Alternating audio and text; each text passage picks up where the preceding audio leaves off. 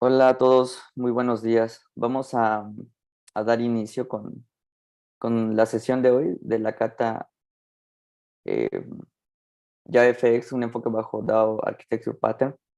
La idea es que el ejercicio de hoy sirva para todos nuestros estudiantes de la LISA, todos los asistentes a la cata, para que conozcan cómo es la implementación de este patrón en una solución simple que los guíe en distintos aspectos de la misma.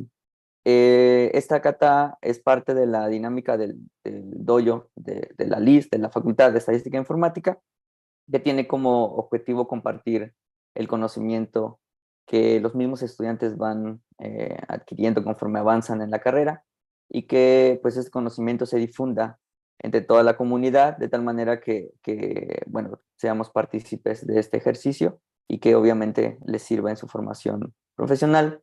La idea de estas catas, de estos ejercicios, surge con la finalidad de establecer una comunidad, de que ustedes se conozcan entre sí y que compartamos, insisto, todo lo que se va aprendiendo a lo largo de la carrera. Y obviamente que ustedes también tengan la confianza de poder preguntarle a sus compañeros o a los profesores que participan en estos ejercicios cualquier inquietud. Siéntanse también con la libertad de escribir alguna pregunta ahí en el chat. Y bueno, el ejercicio va a estar disponible, ya Josué les va a dar las indicaciones para descargar y para configurar ciertas cosas. También posterior a la sesión se va a poner a disponibilidad de ustedes la información que se utilizó en esta cata. Aprovechen este aporte que su compañero Josué va a realizar el día de hoy y también agradecerle obviamente a todos los asistentes, a Josué principalmente por compartir este ejercicio con ustedes. Y bueno, los dejo con Josué, que aprovechen mucho este ejercicio. Buenos días a todos. Ok, muchas gracias por la presentación, maestro Juan Carlos. Y bueno, yo en esta ocasión tengo el gusto de compartir con ustedes lo que es el tema de la implementación del patrón conocido como DAO Pattern en lo que es el lenguaje de JavaFX. Voy a quitar de momento mi video para que aquellos que nos están viendo desde la facultad también les consuma menos o puedan verme con un poco de más fluidez. Vamos a empezar a iniciar con una breve introducción de lo que es JavaFX. La presentación que estamos viendo a continuación tiene lo que es la agenda. Vamos a ver la introducción, cómo preparamos un proyecto en este caso con JavaFX basándonos en la arquitectura DAO. Veremos los archivos log, vamos a ver cómo se establece una conexión con una base de datos, veremos la implementación de estos DAOs, la integración con controladores y DAOs y la prueba unitaria con JUnit. Entonces, algunas cosas que ustedes ya saben para este momento es que JavaFX, como saben, es una plataforma open source que se basa en un conjunto de librerías y herramientas tecnológicas que nos permiten a nosotros crear aplicaciones móviles y de escritorio, crear sistemas integrados y de entre su gran galería de aplicaciones de librerías de otro tipo de dependencias, en su página oficial encontramos TestFX y SMBuilder. Nosotros ahí se les compartió por correo unos requisitos en los cuales íbamos a descargar lo que es ZenBuilder. De hecho, ahorita lo vamos a estar utilizando. Y bueno, TestFX nos sirve entre muchas cosas para hacer pruebas también de interacción con la interfaz de usuario, pruebas de sistema. Sin embargo, TestFX también en su documentación, que también está parte de ella en GitHub, también utilizan una librería que vamos a estar utilizando que se llama Java JUnit en su versión más específicamente en su versión 5. Es la que vamos a estar realizando para hacer pruebas unitarias. ¿Qué es el patrón de DAO? Esto muy probablemente ya lo vieron o están viéndolo ahorita en lo que es diseño, pero el patrón DAO, los componentes realmente de patrón DAO nos permiten a nosotros desacoplar la parte del almacenamiento persistente de lo que es la interfaz. Aquí lo que vamos a ver es que tenemos como en todo sistema, tenemos el frontend y el backend. Del DAO para adelante, del DAO, de donde está DAO, que dice que accede a un data source, lo entenderemos como el backend. Y la business logic lo entenderemos como el frontend. Entonces, si nosotros nos damos cuenta, la lógica del dominio, la business logic, llama o utiliza las clases DAO o los objetos DAO para realizar una acción, llámese esa acción, insertar, actualizar, consultar en un data source, que puede ser una base de datos, un fichero FTP, cualquier tipo de repositorio o cualquier fuente de datos es donde el DAO se va a conectar. Pero esa lógica que ya si nos damos cuenta es en ocasiones que son dependencias de terceros, como por ejemplo tenemos el manejador de base de datos MySQL, MongoDB, etcétera, el DAO la va a aislar, la va a encapsular, de forma que el Business Logic solo le dice al DAO, yo quiero tales datos. No me interesa cómo los vas a obtener, no me interesa de dónde los vas a obtener, pero yo quiero ciertos datos. Y el DAO los va a obtener de ese data source. ¿Y cómo los va a encapsular? Porque el data source devuelve datos, pero los devuelve en crudo, no los devuelve con una estructura o un formato. Entonces, nosotros muy probablemente necesitemos formatear esos datos o darle una estructura para regresárselos a la Business Logic. Para esto vamos a utilizar los Transfer Object, que también son conocidos, o los vamos a ver aquí como Data Transfer Object, que son clases que se encargan de transportar datos, en este caso de la Business Logic, a los DAO. Entonces, lo que vamos a estar viendo a continuación va a ser la siguiente estructura. Tenemos casi en la capa de la inferior, tenemos los transfer object, es decir, los objetos, porque ellos son los que van a encargarse de estar transportando información. Tenemos lo que son los DAO o los Data Access Object que se van a encargar de conectarse a la base de datos y hacer todo tipo de operación persistente. Y vemos que aquí los DAO van a utilizar, por supuesto, que los Transfer Object porque ahí es donde van a encapsular esa información que consultarán de ese data source. Y tenemos los controladores y las vistas, que aquí vamos a ver que JavaFX están casados los controladores con las vistas y en otros lenguajes también, de modo que la vista es meramente los componentes gráficos que vemos en una interfaz. Y los controladores son aquellos que se encargan de manipular esa lógica. Entonces, los controladores van a utilizar los transfer objects tanto para transportar información entre los DAO y el mismo controlador, y los DAO lo van a utilizar los transfer objects para transportar información de ese mismo DAO hacia los controladores. Es una relación bidireccional. Entonces, vamos a empezar con lo que es el proyecto. Voy a transmitir toda mi pantalla. Y por ahí, ya me pueden, si gustan confirmar, por aquí, si no por el chat, si, la pueden ver, o en caso de que no, no se pueda ver, pero bueno, este, por ahí si no me escribes, Dani, si se puede ver. Ah, ok, vale. Entonces, se les pasó a ustedes por ahí su correo, el institucional, un repositorio de GitHub, que es el siguiente. Entonces, si ustedes ya saben cómo utilizar Git, pues pueden clonar este repositorio. Para esto nosotros le damos clic aquí, abrimos una terminal y nos vamos por aquí abrimos una terminal aquí. Si ustedes ya tienen Git instalado, simplemente van a un directorio donde ustedes quieran poner el proyecto. Puede ser en su escritorio, en sus documentos, en donde ustedes gusten. Y aquí van a hacer el siguiente comando, que se les estará compartiendo por aquí por el chat, que es git clone. Es más, ahorita se los voy a, yo a compartir, es git clone y ahí viene el repositorio.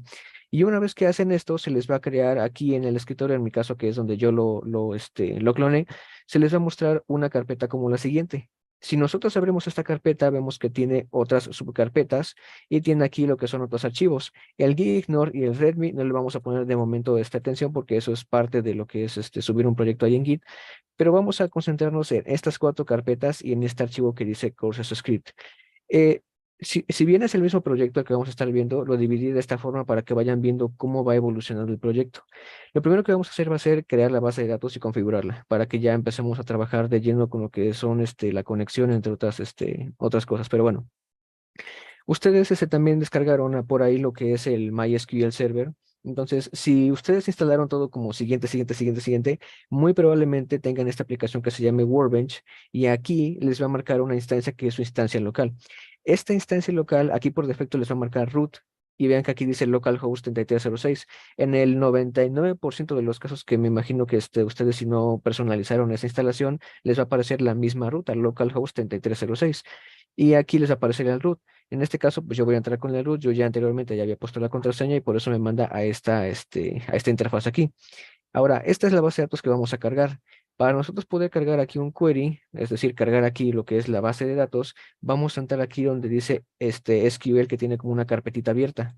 Y aquí vamos a buscar, aquí en donde se descargó el repositorio, veremos que aquí está Courses Script. Abrimos ese script y así tal cual como está, lo vamos a ejecutar. Y vean que yo, aunque ya tenía la base de datos, que destruyó esa base de datos y creó una nueva. Eso es lo que vamos a hacer. Ahora, si ustedes desean esto, pues bueno, ya se pueden saltar este paso. Otra cosa importante, si ustedes tienen ahí en la sesión aquí en la instancia, tienen root, muy probablemente tengan a lo mejor de contraseña admin o algo así, pero bueno, el root realmente el usuario no vamos a utilizarlo tal cual así porque el root admin o el admin root así para sesiones, para iniciar sesión en cualquier, realmente en cualquier sistema, es como que algo muy fácil de predecir. O sea, ya prácticamente todos sabemos que si queremos entrar a un sistema o vulnerarlo, de ley siempre viene admin y root para entrar a a ese sistema. Entonces, para hacer esto, yo por aquí les compartí bueno, les voy a pasar por aquí en el chat un comando, que en este caso aquí lo voy a pegar, pero este comando que les vamos a compartir por aquí por el chat es el siguiente. Entonces, este comando de aquí, que espero que ahí se pueda ver, si no me avisan y ya yo le voy a hacer suma a las queries, lo que hace es que crea un nuevo usuario, en este caso aquí va el nombre del usuario, que puede ser su nombre o un nombre con, por ejemplo, usuario con todos, no sé, con todos los privilegios, algo así. Y aquí esto se lo dejan por defecto porque estamos en la instancia local.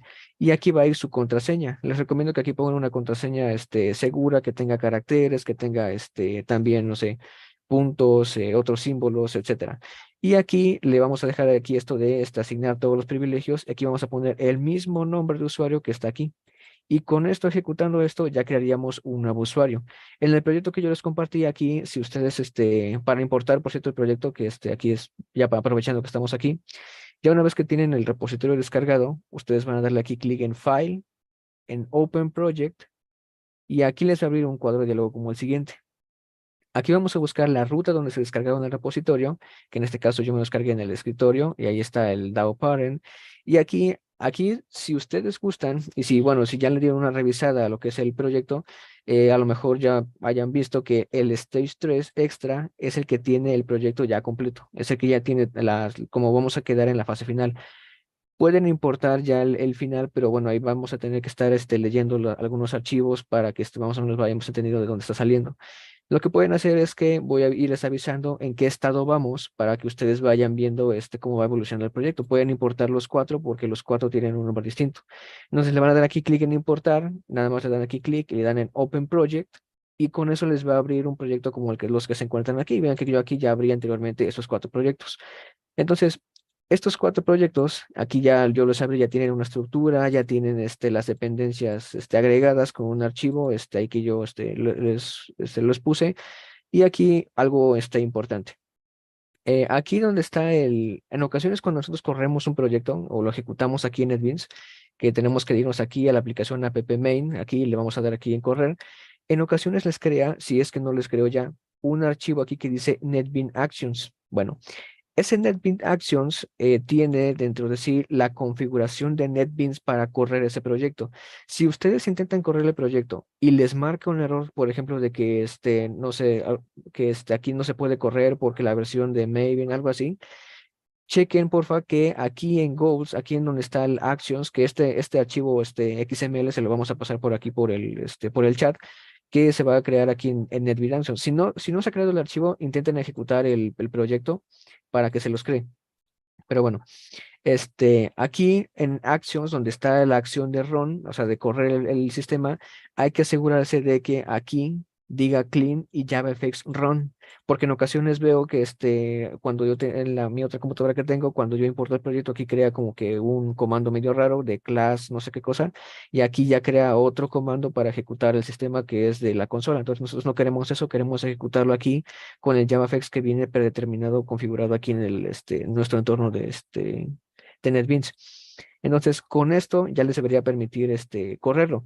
Ahora, aquí donde están los resources, los archivos de recursos, va a haber un paquete que dice default. Aquí en el paquete de default, si nosotros lo abrimos, vemos que aquí están dos archivos de propiedades. En uno de ellos dice database properties. Todavía ahorita vamos a ver qué son los archivos de propiedades, pero bueno, aquí lo que yo hice, si ustedes medio ya vieron lo que es el código, van a ver que yo tengo una variable que se llama mysql.db.user y esto aquí que es el usuario y esto aquí que es la contraseña, yo lo obtuve precisamente de aquí, de estos que ahorita les comenté que podían crear un usuario y una contraseña. Bueno, eso es lo que, ese usuario y esa contraseña que yo me creé, esos son los que están aquí. Entonces, con esto yo ya puedo acceder a la base de datos con un usuario que no sea root y con una contraseña que no sea admin o viceversa. Y esta conexión, este URL, prácticamente si ustedes están corriéndolo en local, muy probablemente todo esto lo dejen tal cual como viene, y lo único que cambien sea aquí el nombre de la base de datos. Aquí sería su base de datos, que en este caso, como van a correr el script que yo les pasé, el nombre de la base de datos es cursos demos. Es que prácticamente dejarían esto tal cual como está. Solo cambiarían aquí su usuario y su contraseña. En caso de que ahorita se les dificulte, por ejemplo, cambiar la contraseña, pues bueno, pueden dejar aquí root y aquí admin, ¿no? Pues ya al nombre de otra, pues aquí podemos dejarlo así de momento. Ya cuando lo evolucionemos el proyecto y lo pasemos a desarrollo, bueno, ya ahí cambiará. Le pondremos otra contraseña y otro usuario. Entonces, no sé si ustedes lograron de entrada clonar el repositorio y ya lo tienen. Si pueden por ahí, si no, levantar la mano o el pulgar. Si me confirman si es que ya tienen acceso al repositorio, ya se lo descargaron. Ok, por ahí veo que bueno, alguien ya lo tiene. Ok, muy bien. Excelente. Ahora, intentaron abrir el repositorio, realmente cualquier proyecto, cualquier proyecto que hayan intentado abrir, si quieren les comento, pueden abrir el último, que es el que dice Course System Table View, y ese es el que tiene ya todo configurado. Si me confirman ahora con un pulgar arriba, sí, lo pudieron ejecutar.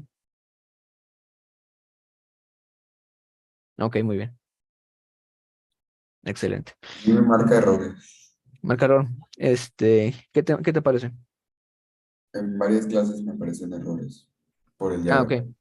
Ah, por el Java. Si a alguien le aparece eso de Java, hay que tener en cuenta dos cosas. Primero, en la esa de requisitos, el correo que se les pasó, viene ahí la versión de Java con la cual este proyecto se ejecutaba, que es el Java 19, idealmente. Aunque en el Java 17 lo probé el día de ayer y bueno, vemos que también funciona. Checar esa configuración y también una vez que se importe ese proyecto, en caso de que marque esos errores de que no reconozca JavaFX, le dan clic al proyecto, le dan clic aquí donde dice clic derecho y clean en build y limpiar, o sea, en limpiar y construir. Y con esto va a quitar las referencias que tiene y va a agregar las que ustedes instalaron. Entonces, con eso, y aquí correr el NetBeans Actions, con eso ya debería de funcionar. Y si no, pues más adelante vemos cuáles son los problemas que les están mandando ahí el código. Y es para tratar de avanzar con lo que es el contenido, como quiera este material se va a quedar grabado. Entonces, bueno, ya que corremos aquí el script de la base de datos, quiero que vean algo interesante de este script. Eh, Cuando nosotros creamos esta tabla, vemos que algunos datos vienen definidos ya, por ejemplo, el ID que tiene un auto increment, lo que quiere decir que, bueno, cada vez que se inserte un usuario, o en este caso un objeto a esta tabla, va a asignarle un ID automáticamente, pero eso no es todo. Vean que aquí el create add y el update add son un tipo datetime, el cual tiene por defecto el timestamp, que quiere decir que por defecto cuando se cree un objeto o una fila en los teachers, a la variable createAdd, que es la fecha de creación, asígnale la fecha y la hora actual. Y acá abajo dice, a la variable de updateAdd, asígnale por default cuando se cree la fecha de actualización, y cuando algo se modifique en esta fila, la fila que haga referencia a un teacher, cámbiale la fecha y pónsela la fecha y la hora actual.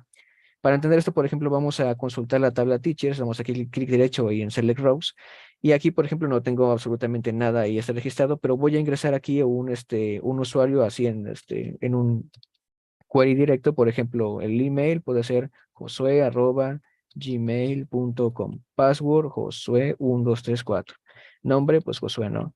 Y estudio degree, por ejemplo, maestría. Ahora, quiero que vean que yo no he llenado ni el ID, ni la fecha de creación, ni la fecha de actualización. Le voy a dar en aplicar y aquí vean que me está soltando un query. Le voy a dar en apply y vean que aquí ya termino esto y vean que solito lo que hizo es que me creó un ID, me creó la fecha de creación y la fecha de actualización, que es la misma en este caso. Pero si yo modifico mi nombre, por ejemplo, aquí voy a decirle que soy Alarcón. Bueno, pues aquí lo que va a ocurrir es que le voy a dar en aplicar y quiero que vean que la fecha de actualización se quedó en 092902. 092902. Y ahora cuando yo lo actualizo, 092924. porque la fecha de actualización se está actualizando automáticamente. Ya con esto vean que solamente yo le tengo que pasar ciertos datos al query y él me va a generar solito automáticamente otros datos que ya no son necesarios que yo los mande. Entonces, bueno, una vez que ya tenemos esto, ahora sí vamos a entrar de lleno con lo que es el proyecto. Y bueno, lo primero que van a hacer en caso de que apenas vayan a crear el proyecto es aquí darle New Project. Imaginemos que vamos a empezar desde cero y le van a dar aquí en Java with Maven, que Maven es un gestor de dependencias de Java, y le van a dar clic aquí donde dice FXML Maven Archetype. Entonces, que tiene aquí dos paréntesis, el gluon. Le vamos a dar en Next. Aquí, por ejemplo, no sé, vamos a poner el nombre de demo. Aquí el group ID vamos a dejarlo en System y el package también vamos a decirle que nada más va a ser System. Ok, Finish y esperamos a que el proyecto se cree. Ahora, una vez que el proyecto es creado, que vemos que aquí ya está arriba, ahí está, voy a cerrar esto y vean que aquí ya se creó mi proyecto de Maven. Por default viene con la siguiente estructura. Quiero que vean cómo viene el proyecto, que se encuentra, por ejemplo, aquí el source package, que tiene un paquete por default que tiene módulo info. Mejor no lo toquen, déjenlo así, porque así viene en el estándar de Java, como crear aplicaciones de JavaFX. Y el system, aquí viene todo. Aquí vienen los controladores, donde está la aplicación que tiene el método main. Y aquí, bueno, en teoría podrían ir todo lo que vamos a utilizar, los DAO, los objetos, todo ahí. Sin embargo, vemos que aquí en la presentación que yo les mostré, lo que queremos es precisamente encapsular cierta lógica para que no haya dependencias entre todas las clases. De forma que, por ejemplo, a la hora de que, por ejemplo, nosotros creamos, voy a hacerle el zoom para esto para que se vea incluso mejor. Voy a dar clic Fonts Editor y voy a subir esto, por ejemplo, vamos a asignarle un 18 para que sea un poco más grande para aquellos que nos estén viendo también en el live. Entonces, por ejemplo, si nosotros ponemos aquí todas las carpetas, bueno, todos los archivos, de entrada esa carpeta va a tener, vaya, hasta 100 archivos y nos va a costar trabajo encontrar dónde se encuentra un archivo muy particular. Y la otra es que es más fácil que nosotros empecemos a utilizar dependencias donde no deberían estar. Entonces, la configuración para este proyecto, para ya ponerlo como nosotros queremos, de acuerdo al patrón de DAO parent, lo que vamos a hacer es que aquí, de entrada vamos a cambiar este paquete, vamos a modificarlo, vamos a dar en refactor, en rename, y vamos a decir name.controllers. ¿Por qué le agrego controllers? Porque si nos damos cuenta, por default, ahí están los controladores. Controllers. Luego, vamos a hacer otro paquete. Aquí en source package le vamos a dar new, nuevo package que se va a llamar system.daos, por ejemplo, daos.contracts. Ahorita vemos que son eso de los contracts. Luego vamos a crear otro paquete, por ejemplo, que diga aquí system.daos.implementations. Y por último vamos a crear un último paquete que diga por aquí system.objects.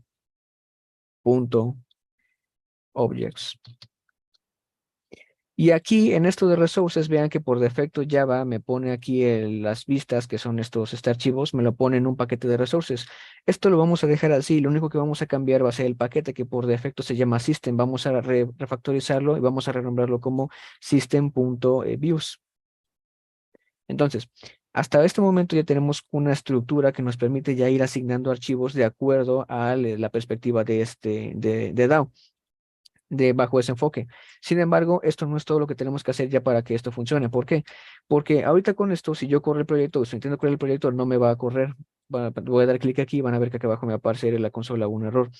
Esto ocurre porque el Java, en este caso, agrega aquí abajo, entre muchas cosas que agrega, tiene aquí un archivo POM. Este archivo POM XML es como, vean que aquí ya metí un error de que no está encontrando la clase, no está pudiendo ejecutar este proyecto. Ese archivo POM es clave. Aquí es donde nosotros vamos a gestionar las dependencias del proyecto, el nombre del proyecto, la versión con la que está ejecutándose y también entre ello vamos a encontrar aquí abajo la clase que ejecuta por defecto cuando nosotros le damos clic aquí en Run.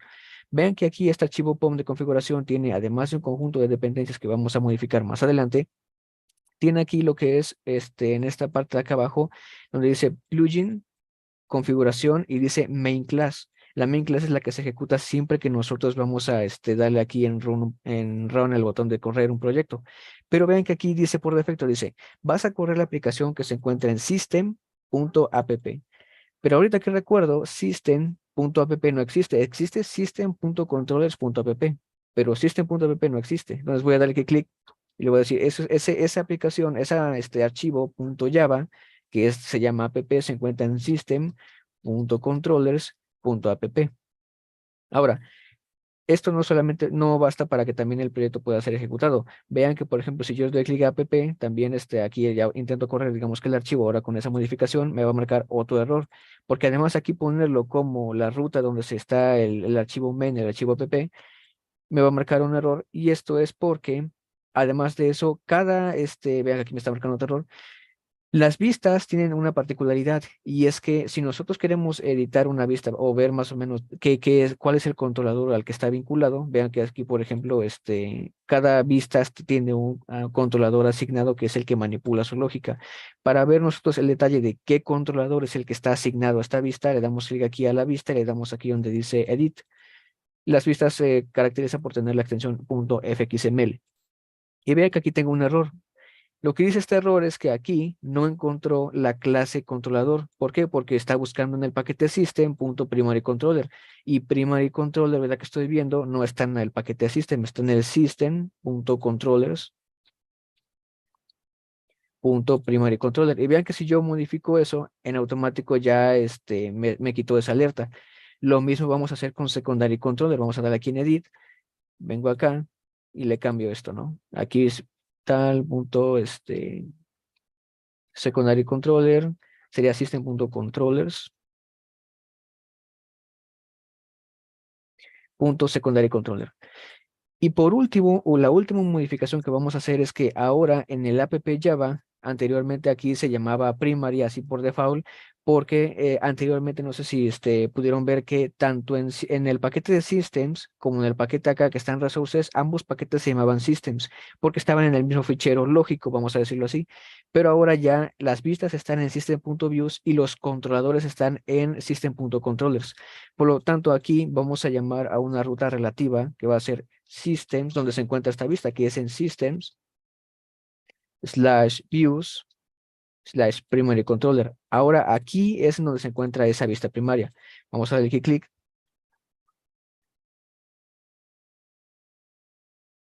Esperamos a que compile el proyecto. Y tenemos un error porque muy probablemente aquí es system. Es que es system, no es systems. Aquí nada más el nombre del proyecto. System.views.primaryController.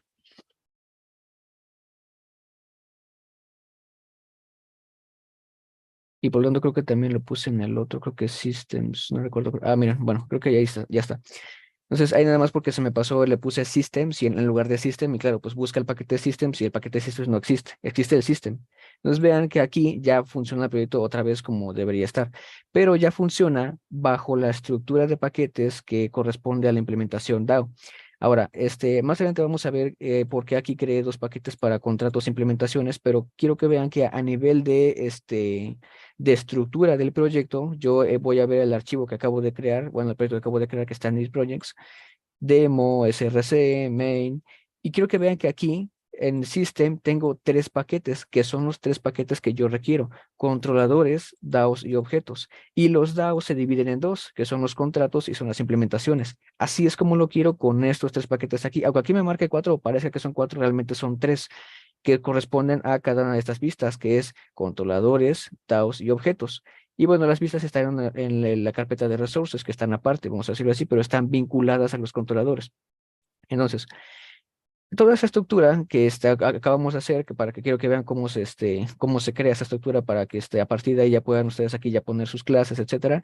Todo eso ya viene por defecto. Voy a eliminar este proyecto para que aquí no nos cause confusión.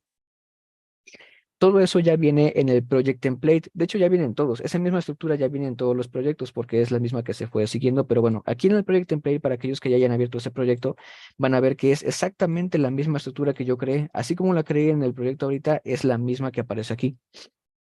Entonces, aquí ya está creada esa estructura. Aquí inclusive en el POM, en el archivo donde está la configuración, aquí ya están las dependencias que vamos a estar trabajando. Anteriormente lo que se tenía que hacer es que había un repositorio de Java donde había archivos .jar y había que descargarnos esos repositorios y había que copiarlos y pegarlos aquí donde están las dependencias. Ahora con estos gestores lo que se hace es que simplemente esta referencia nosotros la copiamos y la pegamos de algún repositorio como lo es Maven, y entonces al momento de pegarla aquí y guardar el archivo, solito nos va a importar aquí, nos va a crear las dependencias, nos va a importar las dependencias de que nosotros estamos especificando aquí al proyecto. Por lo que aquí, con que ustedes tengan, aquí por defecto ustedes tienen estas dos. Con que tengan de aquí, donde está Log4j, hasta abajo, acá donde dice, aquí donde está test JUnit 5, con estas dependencias de aquí, ya ustedes ya pueden empezar a crear el proyecto con la base de datos, con las pruebas unitarias, con con los archivos de log, que ahorita los vamos a ver. Pero bueno, ya con esto es el más lo que necesitan. Y bueno, ya aquí ustedes pueden agregar sus propias librerías, ¿no? Lo que ustedes quieran agregar ahí, aquí lo pueden agregar. Y solita la dependencia se va a crear, ya no tiene que importar nada. Ahora, eh, ¿cómo está construido este proyecto template? Voy a darle un recorrido nada más a las clases que vienen por defecto aquí en donde está mi proyecto, porque son las clases necesarias para implementar, en este caso, el problema que voy a estar manejando aquí, aquí en JavaFX. El problema que vamos a estar trabajando realmente es muy sencillo. Un pequeño sistema que registra, actualiza y permite el acceso a teachers, los cuales crean cursos. Entonces, realmente el sistema es muy básico. Realmente un teacher crea varios cursos y por lo tanto los cursos tienen una variable que está acá abajo. Vamos a darle aquí clic de select, que tiene por ejemplo, aquí ID teacher, que es cada teacher tiene una referencia a perdón, cada curso tiene una referencia al teacher que creó ese curso. Es realmente muy sencillo, pero lo que yo quiero ilustrar es cómo se está implementando el patrón DAO, cómo se comunican los controladores con los DAOs y cómo DAO encapsula la lógica para conectarse y manipular lo que es persistencia en una base de datos o en un data source. No necesariamente tiene que ser una base de datos, puede ser un fichero, un sistema de ficheros o un archivo, vaya, hasta un archivo. Entonces, bueno, ¿qué es lo primero que yo modifiqué en este proyecto? Aquí en app main van a ver que por defecto a ustedes les venía sin esta clase, venía así, private static una escena, ¿no? Aquí en Java, digamos que cuando yo ejecuto el proyecto, crea lo que es un stage, un estado, como fuera, vamos a abstraerlo como si fuera una mesa, y cada estado o cada stage, que aquí viene el objeto, vean, cada stage se le pone encima, miren aquí por ejemplo a esta ventana que aquí que tiene los botones, a esto se le llama stage en JavaFX, y esto que está aquí donde está el botón, que se ve un poco más grisáceo, se le llama scene o escena. Entonces podemos verlo como si fuera una mesa donde el stage es la mesa y el scene o la escena es el mantel. Entonces, aquí si yo doy clic, lo que está haciendo es cambiando de mantel. La escena o la ventana sigue siendo, perdón, el stage o la mesa sigue siendo la misma. Lo que cambia es el mantel, lo que cambia es la escena. Entonces, por defecto venía esto aquí así, pero muy probablemente esto que acabamos de ver, que cómo está manipulando Java, JavaFX, lo que es cómo cambiamos de vista, viene así o viene más basado así por una recomendación, y es que JavaFX recomienda no crear stage o no crear ventanas por cada vista que vamos a pasar. Es decir, que yo cuando le dé clic aquí en Switch to Secondary, que cierre esta ventana y que abra otra con otras dimensiones, por ejemplo. Eso no lo recomienda tanto en primera porque tiene que destruir ese hilo de ejecución en el que está corriendo esta ventana particular y abrir otro hilo de ejecución con la otra ventana. Y el problema aquí es que, bueno, podemos tener, como ustedes, bueno, podrán aquí como deducir, muchas ventanas abiertas y vaya, sin control de esas ventanas, pues vamos a tener muchos flujos de ejecución abiertos. Entonces lo que hace es que esta misma ventana la recicla o la utiliza para poner muchas vistas, que son muchas escenas. Ahora, aquí lo único que a lo mejor en un momento se les pueda, bueno, puede ser un poco tortuoso, es decir, pero es que yo tengo una vista la cual yo contemplé o yo diseñé que tuviera otras dimensiones, porque pues esa vista no me sirve, por ejemplo, para registrar un curso que tiene muchos datos a lo mejor, o sea, quiero redimensionar esa vista. Entonces, para eso yo agregué aquí, que esto ya viene también igual en los archivos, en los proyectos que yo les pasé, agregué aquí tres clases que se llama ChangeView, que recibe un string, ChangeView, que recibe un fxml loader, y un configure stage, que es un método privado que es utilizado por estos dos métodos. ¿Cómo se utiliza esto? Bueno, voy a ir aquí, vamos a ver aquí, ¿dónde están esos métodos? Aquí.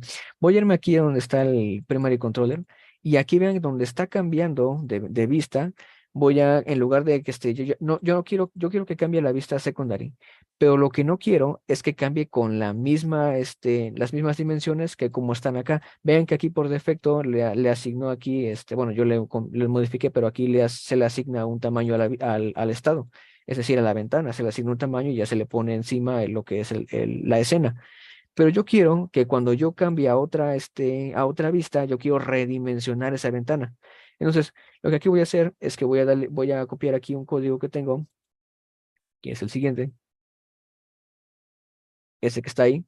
Entonces, este método lo que va a hacer es que va a llamar, es exactamente igual que el otro, va a llamar a lo que es la vista en la que yo estuve trabajando. Vean que aquí es exactamente lo mismo, solo que aquí vean que yo le agregué system slash views, porque recordemos que ahora las vistas se encuentran aquí en donde están los usos, los recursos fuentes, y está aquí en donde dice views, y aquí es en donde están las vistas. Pero ahora yo le agregué a digamos que aparte de agregarle la ruta, le pasé dos parámetros, que es, quiero un width, o sea, un ancho de 300 y un height de 500. Esto que ven aquí en letras grises no es que yo lo haya teclado, esto viene por defecto del entorno. Entonces, lo que le digo es, cuando cambies de vista, redimensioname no sé, redimensiona la vista ¿qué te gusta? Un 400 y aquí un 600, por ejemplo. Entonces, estos métodos que yo agregué aquí en app, como son estáticos, vean que yo no tengo aquí que crear un objeto, app es igual, bueno, un objeto app es igual a new app y instancia de una clase. No, como es un método estático, yo solamente hago referencia a la clase app y llamo a ese método. Digo, voy a cambiar de vista, pero también de tamaño. Entonces, voy a darle aquí clic.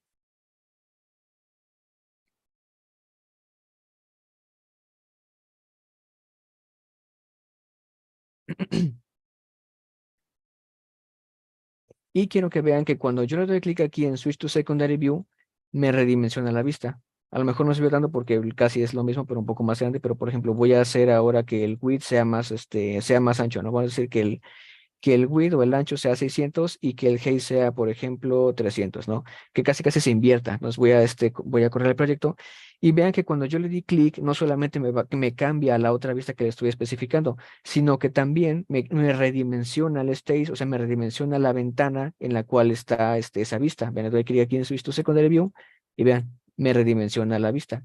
Y por defecto también le agregué aquí a ese método que le mostré anteriormente una propiedad que es para que se centre la vista, porque pues a lo mejor movimos la vista y cuando le demos en cambiar se pueda salir o ya no cubra toda la ventana o quizá queda ahí por ahí pues cortada pues en caso de que estén usando dos monitores o quede por ahí mocha. Entonces aquí lo que queremos es mostrarla completa y mostrarla centrada. Entonces, bueno, para eso es este código. Ahora, otra cosa que tiene este proyecto es que yo agregué aquí, en donde está la carpeta de controllers, una clase que tiene puros métodos estáticos. ¿Y qué devuelven esos métodos estáticos? Esos métodos estáticos que estamos viendo aquí, como pueden ver, quiere decir que la clase no necesita ser instanciada para utilizar estos métodos, no se vuelven cuadros de diálogos. Ahora, muy probablemente en sus casos de uso tengan algo así como el flujo normal, el usuario le da, por ejemplo, clic a registrar un usuario, entonces el sistema muestra un formulario y entonces si el usuario le da clic a cancelar registro, el sistema muestra un cuadro de diálogo con un mensaje de ¿estás seguro que deseas irte de esta ventana y salirte, etcétera? Clic en sí o no. Entonces, ese tipo de cuadros de diálogos o de mensajes emergentes que salen, yo creé esta clase para ayudarme. Ustedes pueden crear ya sea o sus propias clases o pueden modificar esta que yo les acabo de pasar. Si ya lo hicieron, pues bueno, está excelente. La implementé utilizando el objeto alert, que es un objeto gráfico de Java que nos permite hacer esos cuadros de diálogo. También puede ser en otros como por ejemplo Dialog o Dialog Paint. Si ustedes lo utilizaron, también es totalmente válido. Y esta clase por ejemplo, tiene el método getDialog, que recibe un alert message. Este alert message está en la clase objetos, vean que aquí está, que está en este system.objects, que tiene un atributo que se llama content, que es el mensaje, y tiene un atributo que es de tipo enumerate, que se llama status, que se llama alert type. Y esta alerta y por defecto es success. Pero esto lo único que nos está diciendo es el mensaje de lo que voy a mostrar en el cuadro de diálogo y qué tipo de icono yo voy a mostrar en ese cuadro de diálogo. Ahorita vamos a ver cómo funciona. Y el status, vean que solamente es un enumerate que tiene ciertos estados como success, warning, error y fatal, simplemente para que esto no esté como en código duro allá, que diga, si te mandaron una variable con igual a 100, bueno, pues muestra esto, ¿no? Mejor lo encapsulamos aquí en variables que sean constantes, bueno, tipos de variables, vamos a decirlo así, porque el status es una variable, pero bueno, en constantes que están en este enumerate, y entonces nosotros ya solamente llamamos a esta constante que es success o warning o error, a cualquiera de esas. Y ya no tenemos que estar ahí pasando código duro así en strings. Entonces nosotros vamos a ir a este dialog generator y vemos que tiene tres métodos. Vamos a implementar cada uno de ellos para ver cómo es que está funcionando. Yo aquí tengo una, una implementación. Voy a irme aquí a Primary Controller, que es donde estoy haciendo ahorita mis pruebas, ¿no? Y voy a copiar el siguiente código. Entonces, aquí esto ya lo codifiqué yo, pero ¿cómo se usa Dialog Generator en caso de que lo vayan a utilizar o que quieran o que vayan a crear una clase similar a esa? Dialog Generator, punto, porque lo que vamos a acceder es un método estático, get confirmation dialog. Y esto por defecto recibe un mensaje. ¿Cuál es el mensaje? Bueno, deseas cambiar a la vista secundaria, por ejemplo. Entonces, aquí lo que para nosotros cachar lo que es la respuesta a ese clic, a lo que el usuario va a darle clic a ese cuadro de diálogo, nosotros vamos a cachar una respuesta que va a ser de tipo optional button type. Aquí si quieren le pueden poner clic para que haga un poco más referencia a que es pues el clic que le va a dar el usuario. Entonces lo que le decimos es, si el clic que le dio el usuario se lo dio al botón yes, que esto está en Dialog Generator, es un atributo estático, entonces cambia de vista. Y si no, pues no hagas nada. Entonces vamos a ver cómo funciona esto. Le voy a dar clic en correr.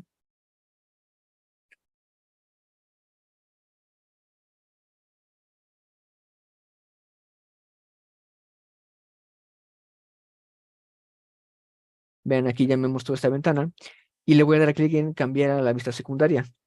Y vean que me muestra este cuadro de diálogo de selección. Me dice, selecciona una opción a tu preferencia. ¿Deseas cambiar a la vista secundaria? Y aquí me da dos opciones, sí o no. Ahora, vean que aquí yo no puedo manipular lo que es la ventana que está atrás de este cuadro de diálogo. Esto es mejor así porque si nosotros cerramos esta ventana y no cerramos el cuadro de diálogo, estamos cerrando el hilo de ejecución.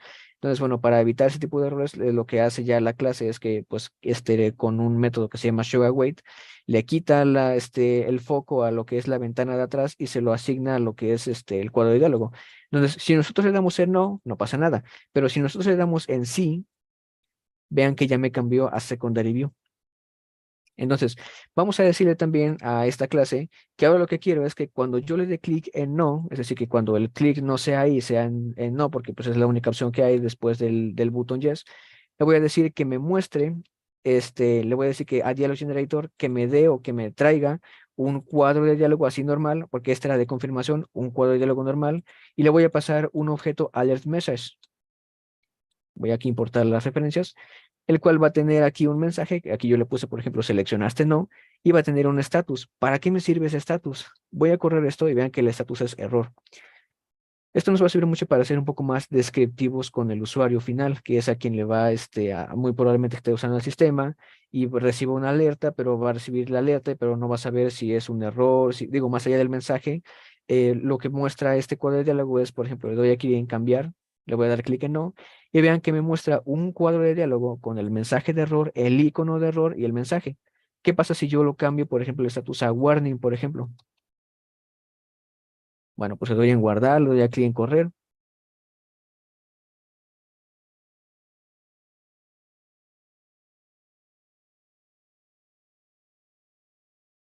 Y ahorita que se me muestre la ventana, le voy a dar a clic en cambiar a vista secundaria, le doy a clic en no, y vean que con esto ya estamos también siendo un poco más expresivos de qué es, o sea, si se trata de un error del sistema, una advertencia, un error fatal. Entonces, con esto, el estatus no solamente lo vamos a ocupar aquí, van a ver más adelante en qué lo vamos a ocupar, pero quiero que en principio vean que el objetivo también de utilizar estos estatus ahí en la clase de primary, perdón, de Dialog Generator, es tratar de automatizar lo más posible ciertas validaciones, como por ejemplo el comprobar que una cadena, por ejemplo, sea igual a otra para entonces setear un tipo de alert type. Y entonces no queremos eso, queremos que el día de mañana que queramos modificar el código y que digamos, por ejemplo, es que ya hay otro tipo de, de estado, ya no solamente está el success, el warning, el error y el fatal, ahora ya está otro que se llama el no reconocido, por ejemplo.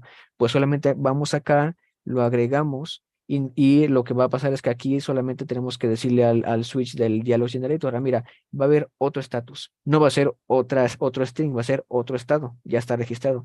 Y ya entonces nosotros empezamos a trabajar con lo que es fácilmente modificar el código.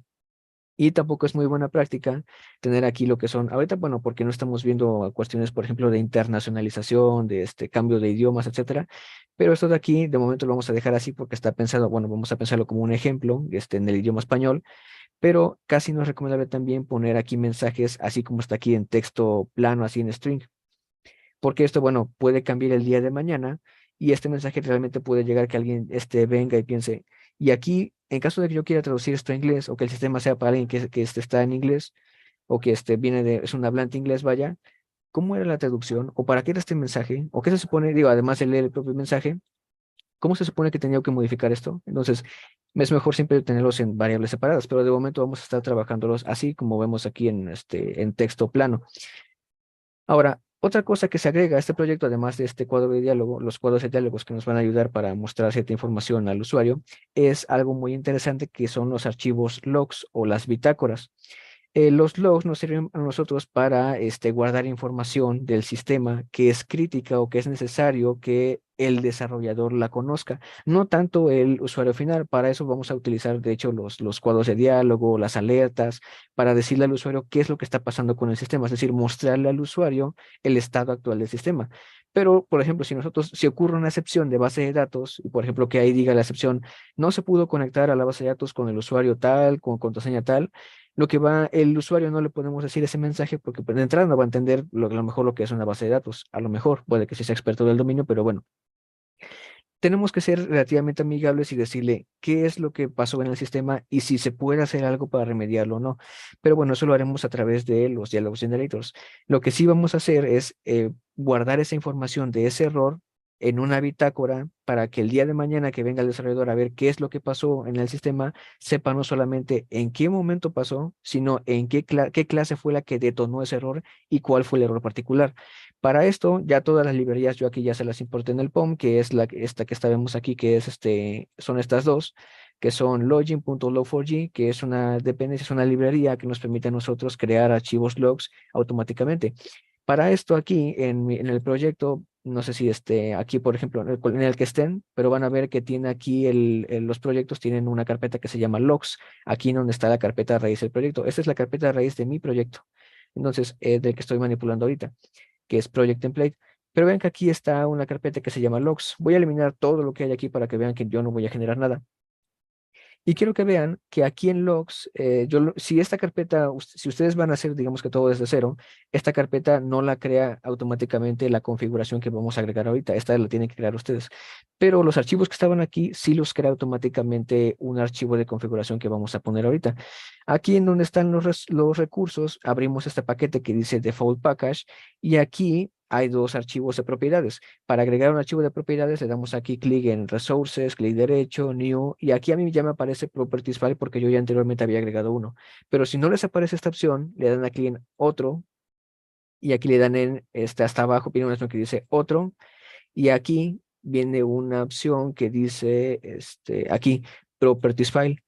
Entonces le dan aquí clic en Next y aquí le ponen el nombre. Ya por defecto le agregan NetBeans aquí la terminación .properties, ya no tienen que agregársela.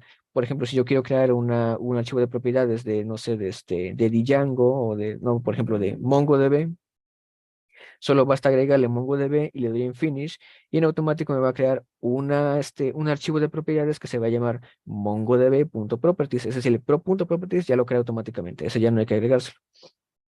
Voy a eliminarlo porque eso no lo requiero. Y este archivo de log4j2 tiene que estar en esta ruta que se llama SRS Main Resources y exactamente con el mismo nombre de acuerdo a la documentación oficial de Apache, log4j2. punto properties.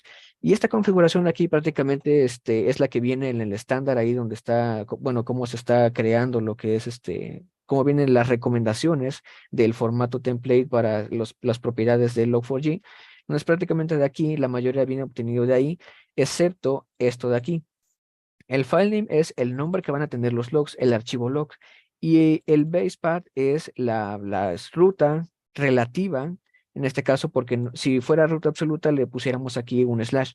Si le ponen el slash aquí a la ruta, tienen que empezar desde C, por ejemplo, C, dos puntos y tal, porque es una ruta absoluta.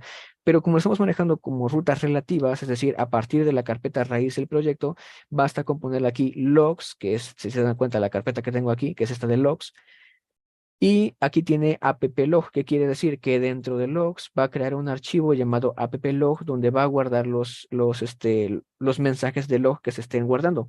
¿Cómo guardamos nosotros un mensaje de log? Yo aquí también en el app Java, que aquí vean que aquí además del private static escena, creé un private static final, un logger, pero este logger no es el logger que trae Java, porque Java tiene su propio logger. Utilizamos el logger del log4j, vean, pues de org apache .login.log4j.logger. Y aquí abajo org.apache y el logger manager, que son esas dos clases de aquí. No es el de Java, es el de org.apache. Y aquí creé un método, como esto es estático, recuerden que no requiere instanciarse la clase.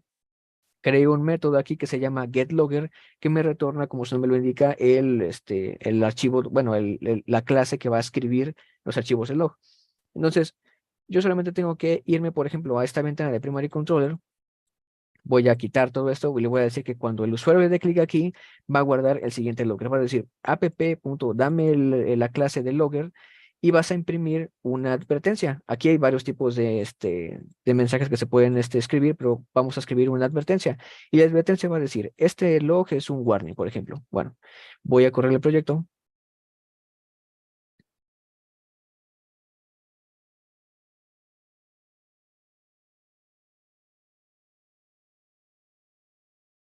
Y cuando yo le doy clic aquí en Switch to Secondary View, quiero que vean que aquí abajo me apareció la fecha, la hora, el mensaje de warn, porque es una advertencia, la clase que detonó ese error, la línea y aparte me pone el mensaje.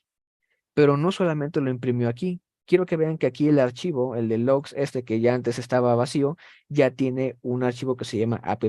Si yo abro ese archivo, vemos que ya aquí está el log que yo acabo de imprimir y a mayor detalle. Vean que dice aquí. Dice la fecha, la hora, el warn, la aplicación o el hilo de la aplicación que tiró la excepción y dice la ruta del archivo que detonó esa excepción o bueno, ese mensaje de error y el mensaje que yo le acabo de mandar. Aquí pues ya puede ir el mensaje de la excepción o X o ya aquí puede ir ya el mensaje que ustedes personalicen. Pero en principio esto ya les es de utilidad a un desarrollador porque puede localizar no solo el momento en el que ocurrió un error, sino también cuál fue ese error y dónde. Entonces, con esto únicamente que acabamos de modificar, ya podemos crear nosotros nuestras propias bitácoras, pero prácticamente ya solamente es aquí agregar lo que es el archivo de propiedades, agregar esas pequeñas clases que aquí ya vienen aquí en el archivo me, que esto, ya ven que son estos métodos que yo le agregué, prácticamente de aquí hacia abajo todo. Y con eso nosotros simplemente, bueno, y fácil, podemos nada más aquí app.getLogger y ya, con eso imprimimos en pantalla. Hay distintos tipos de logger. Por ejemplo, está el warm, aquí voy a pegar algunos, está el warm, está el error, está el fatal, y cada uno de ellos va a imprimir, pues bueno, su tipo de voy a cerrar aquí esta distancia para que no se me duplique. Cada uno de ellos, voy a incluso hacer esta consola un poco más grande para que se note un poco más. Vean ahí, por ahí.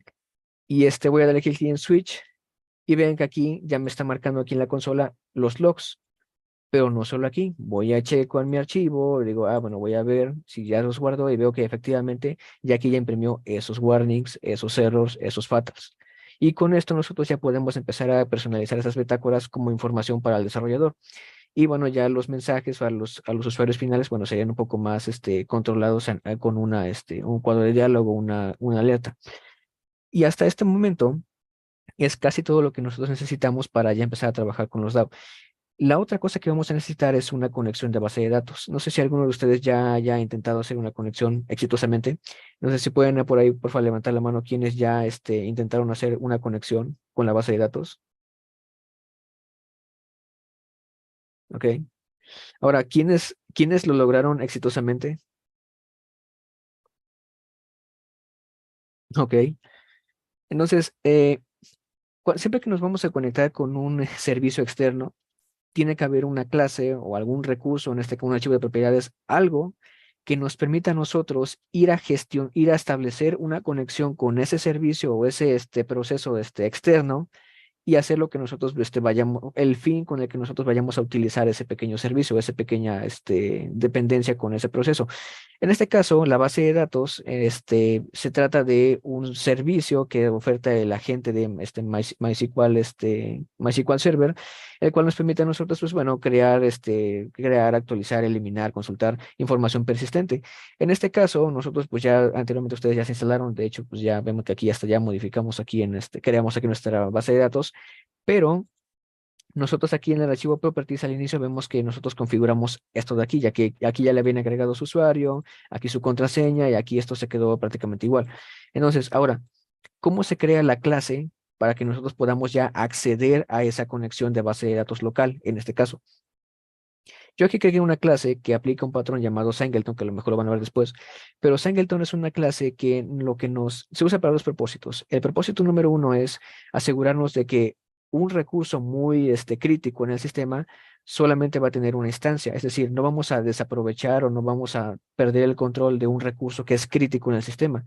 Si nosotros creáramos 10, 100 conexiones de base de datos, van a ver que el sistema se va a empezar a alentar, entonces nuestras tareas ahí en donde está donde está nuestra memoria RAM se va a empezar a llenar, y entonces ahí puede haber contención tanto en nuestra base de datos como que aquí la aplicación se cierre, y entonces va a haber una saturación ahí porque la conexión a base de datos es un recurso, vaya, bastante crítico.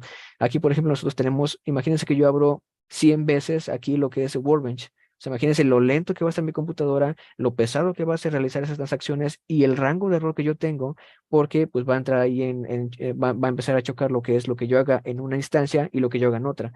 Entonces, algo más o menos así es esto. Si nosotros creamos muchas conexiones, creamos muchas instancias de ese recurso y por lo tanto podemos, aquí, bueno, se va a prestar a muchos errores que puedan ocurrir tanto a nivel de nuestro sistema como a nivel de la base de datos. Lo que queremos es asegurarnos de que en todo el sistema solo utilicemos una sola instancia de base de datos. Para eso vamos a utilizar el patrón Singleton, que lo único que dice es que, bueno, aquí va a estar en método privado y estático el recurso de crítico, que en este caso es una conexión. Esto yo lo agrego aquí, pero vean que estas propiedades que son finals apuntan a lo que son las propiedades que están en mi archivo de configuración. Dice mysql.db.url y estas están aquí. Database properties, mysql.db.user y aquí están. Estas de aquí son las propiedades de este archivo. Yo aquí lo que estoy diciendo es que simplemente estoy haciendo referencia a ese archivo, a esas propiedades, para que el día de mañana que yo cambie estas contraseñas, yo solamente cambie aquí lo que son los datos, por ejemplo, de mi cuenta y de dónde se encuentra la base de datos, y aquí ya no modifique nada. Ahora, tiene esta clase métodos públicos, que son estáticos, por lo tanto no requieren instancia, pero también tiene métodos privados. Entre los métodos privados, pues aquí tiene lo que es la lectura del archivo. Aquí creamos un archivo de propiedades, leemos lo que es donde se encuentra el archivo, que en este caso es srs main resources, srs main resources, y aquí está el nombre del archivo. Y si el archivo no lo encontramos, pues bueno, no podemos hacer realmente mucho. Lo que vamos a decirle es que vamos a loguear ese error y vamos a mandar un objeto nulo. ¿Por qué vamos a mandar un objeto nulo? Porque esto realmente es una función auxiliar que va a utilizar esta función de aquí que se llama getConnection.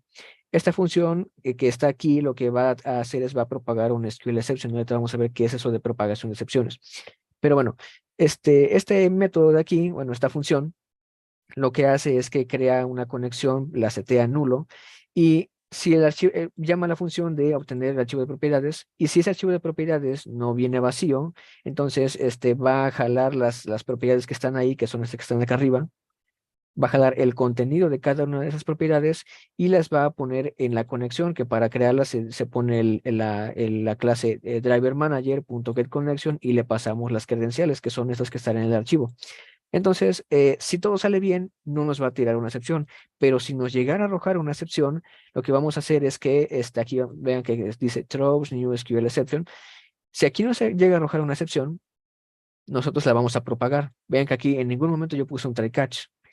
Pero si aquí, por ejemplo, el archivo de propiedades es nulo, nosotros vamos a propagar, vamos a crear una excepción de tipo SQL exception, que es la que estamos propagando, con un mensaje especificando en detalle qué fue lo que pasó en el sistema.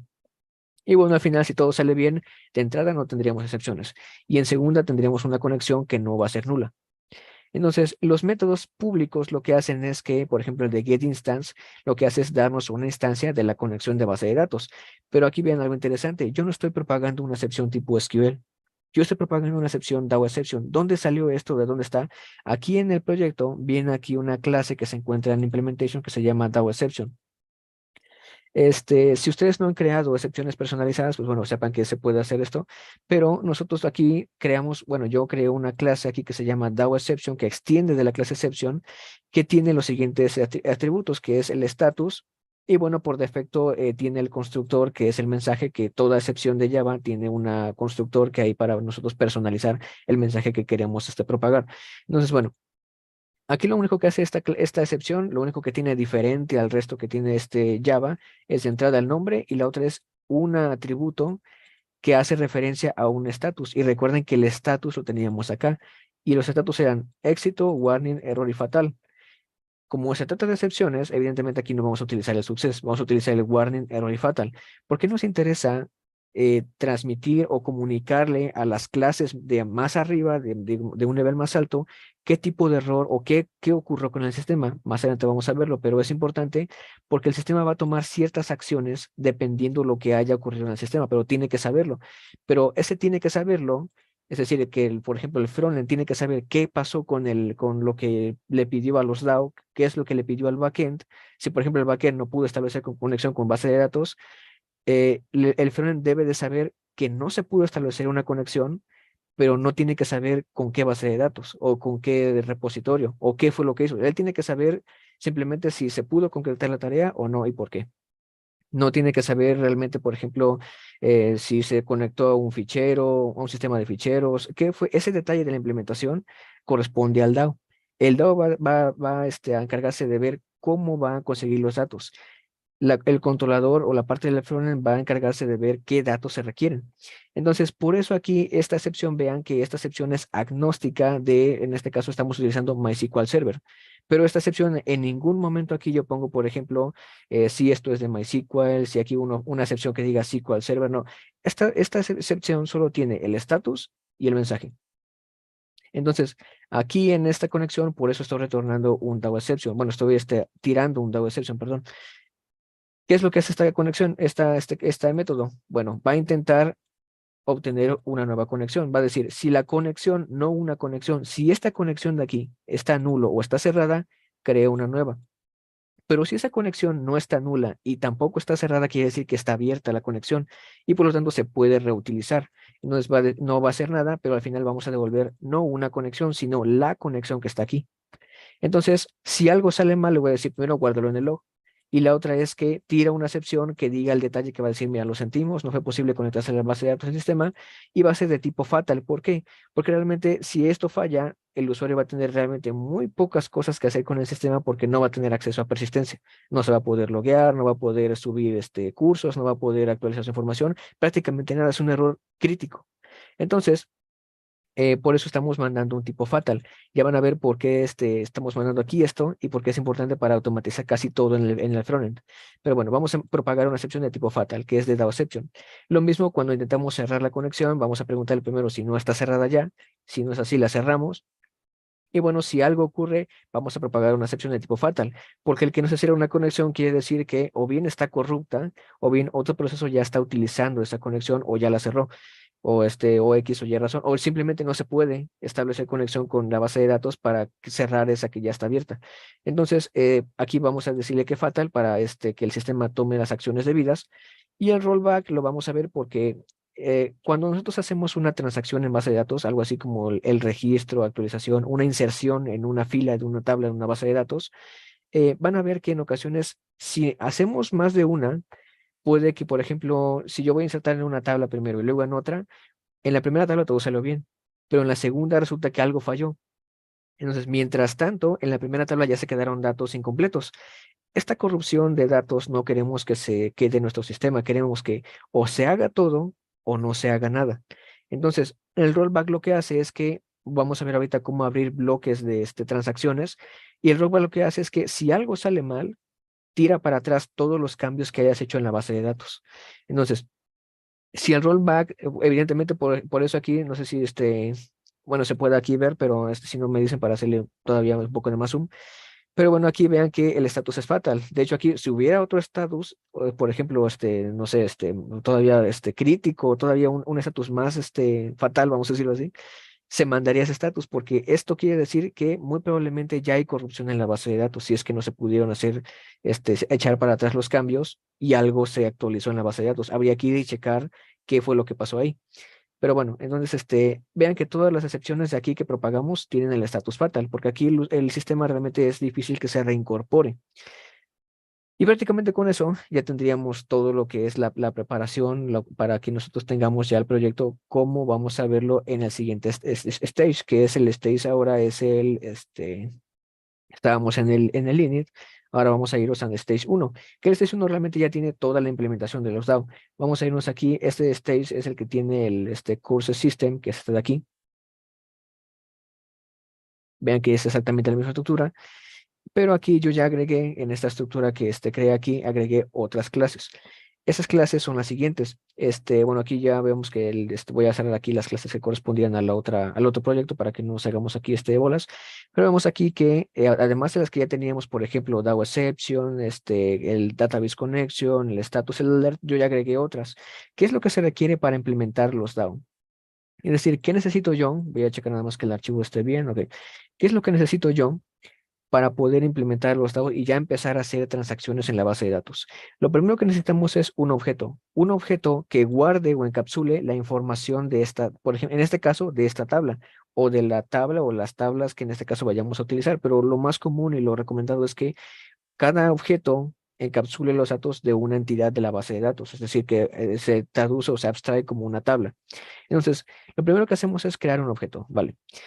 Aquí, por algunos tienen como que bueno, por convención, utilizan DTO. Algunos, desarrolladores, no es requerido que se ponga aquí DTO para hacer referencia a que este objeto de aquí se trata de un Data Transfer Object, tanto, por ejemplo, aquí para hacer referencia a que estamos en esta capa, o realmente en cualquier otro enfoque de diseño. Aquí, realmente yo pongo esto para hacer una diferencia entre los objetos que voy a estar creando para manipular y encapsular los datos que vienen de la base de datos y los objetos que estoy utilizando para manipular lo que es la parte visual.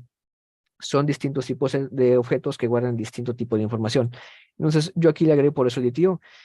Si ustedes no quieren agregarle esto de DTO, también es totalmente válido, porque al final de cuentas esto hace referencia no solamente a una entidad de base de datos, sino a una entidad del módulo de dominio. No hay mayor problema.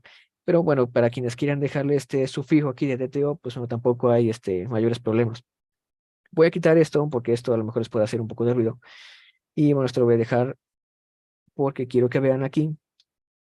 ¿Qué es lo que yo hice? Bueno, yo creé una clase teacher DTO que va a encapsular todos los atributos, bueno, la información que está en la base de datos en la tabla teacher, que es esta de acá. El ID, perdón, es esta, no es esta de teachers. Esta de ID, email, password, name, study, todos estos datos están encapsulados aquí. ¿Tienen que tener el mismo nombre aquí que en la tabla? No, no tienen que tenerlo. Pero aquí lo pongo simplemente para que se vea un poco más armonioso qué dato de aquí del teacher TTO corresponde a qué dato de la tabla, a qué columna vaya. Entonces, lo que yo hago primero es crear esto aquí. Ya tengo la información aquí. Vean que aquí puse local datetime.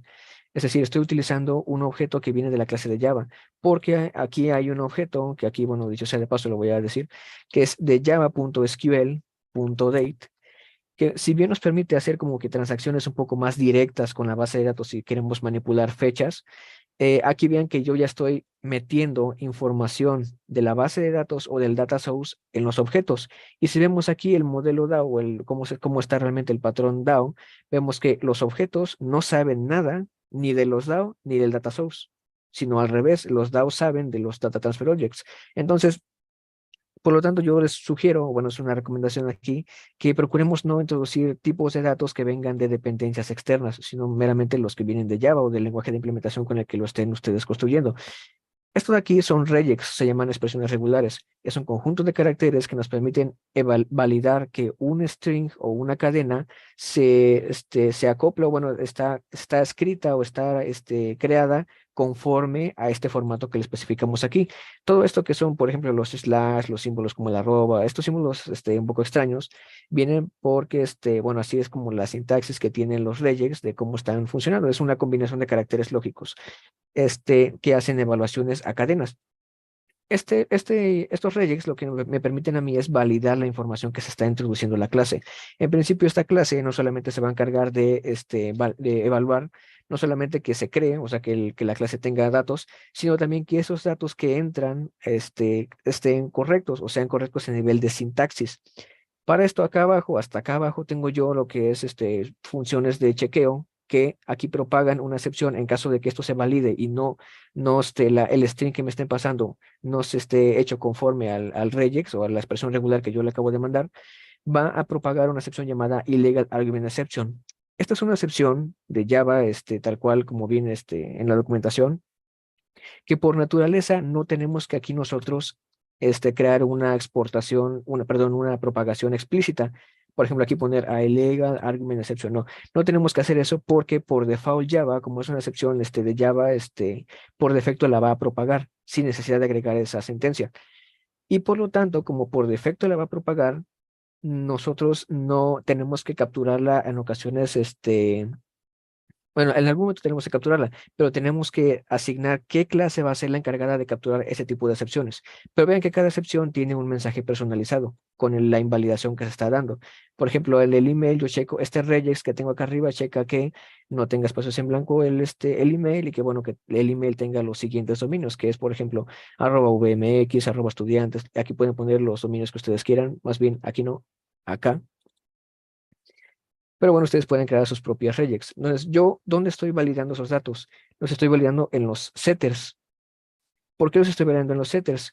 Esta clase también implementa lo que es el patrón Singleton. El patrón Singleton, otra de sus, bueno, de sus ventajas o para lo que se utiliza, es para que tengamos una instancia de un objeto que es conocido por todo el sistema.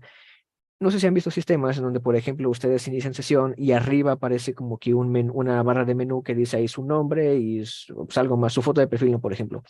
Y esa barra de menú se queda en todas las vistas, independientemente de si vayan navegando por el programa, por el sistema en otras ventanas, por ejemplo, si están en el login y luego se van a la actualización de su perfil y luego se van a otra ventana.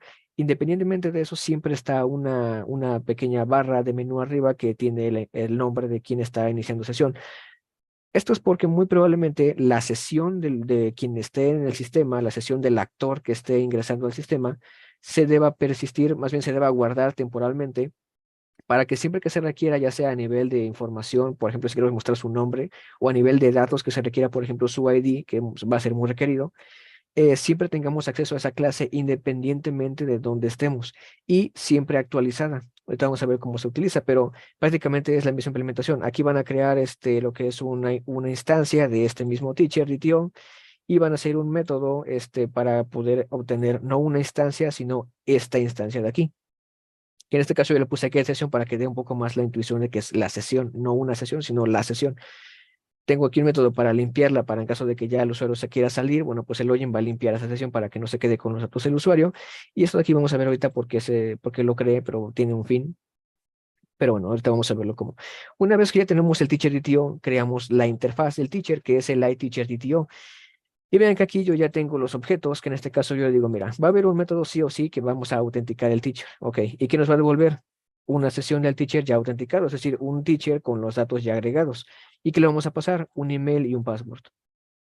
¿Qué nos va a arrojar un DAO exception? Recordemos que esta excepción era agnóstica de la implementación. Bueno, pues hasta acá la vamos a propagar. Y aquí, de hecho, si se dan cuenta, la estamos propagando porque esta función, si ocurre una excepción, la va a propagar a la clase o más bien al objeto que invoque este método. Y ahorita van a ver que quien va a invocar este método va a ser un controlador. Quien va a recibir una retroalimentación no solamente con un estatus, sino con un mensaje de exactamente qué fue lo que pasó en el sistema. Pero bueno, tenemos aquí también lo que es un método de agregar teacher, que nos va a devolver el ID del teacher, que siempre es positivo, salvo que falle y sea negativo o cero. Y tenemos el update teacher, que también nos va a devolver el ID del usuario. Espero que sea positivo.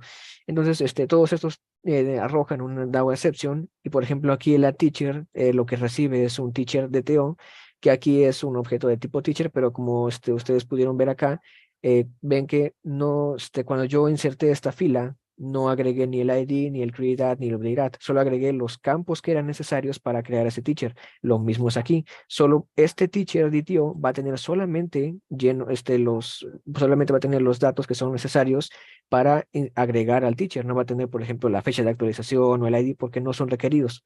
Lo mismo con el update teacher. No tiene sentido que aquí le pasemos, por ejemplo, la fecha de creación o la fecha de actualización porque eso ya se crea automáticamente. Entonces, voy a ir aquí. Ahorita creo que tenemos algunas preguntas por ahí por YouTube, pero ahorita las voy a contestar más adelante. Igual siéntanse con la libertad de que en algún momento cuando quieran preguntarme algo, simplemente levantan la mano y con gusto se los explico más a detalle. Ahorita me estoy yendo un poco rápido por cuestiones de tiempo, ¿no? Porque es mucho contenido y sí tenemos que ir un poco rápido.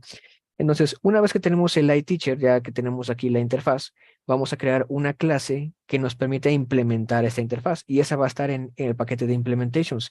Contratos es otra forma de decirle a las interfaces, aquí en este enfoque de Java con DAO parent. Entonces, tenemos que en contratos, aquí van a estar las interfaces, podemos ponerle .daos, .interfaces, también podemos ponerlo así. Y bueno, creamos una clase aquí que se llama TeacherDAO, que implementa la clase del ID, del iTeacherDAO, que es la interfaz. Por default, a ustedes cuando implementen eso, les va a aparecer algo como, voy a quitar todo esto de aquí, y voy a pegar aquí, les va a aparecer algo como esto. Eso es lo que les va a aparecer. Entonces, aquí vemos que al yo implementar esta interfaz, vemos que solito me ha implementado todos los métodos. Ahora, estos métodos son los a los que va a acceder el controlador. Pero yo aquí en este DAO, yo me voy a encargar de a ver cómo voy a autenticar a ese teacher, qué peticiones voy a hacer, si lo voy a validar, si lo voy a evaluar, si voy a preparar otro objeto. Todo lo que vaya, el cómo voy a hacer esto de autenticar teacher, es a lo que responde esta clase de aquí. El cómo lo va a hacer el DAO.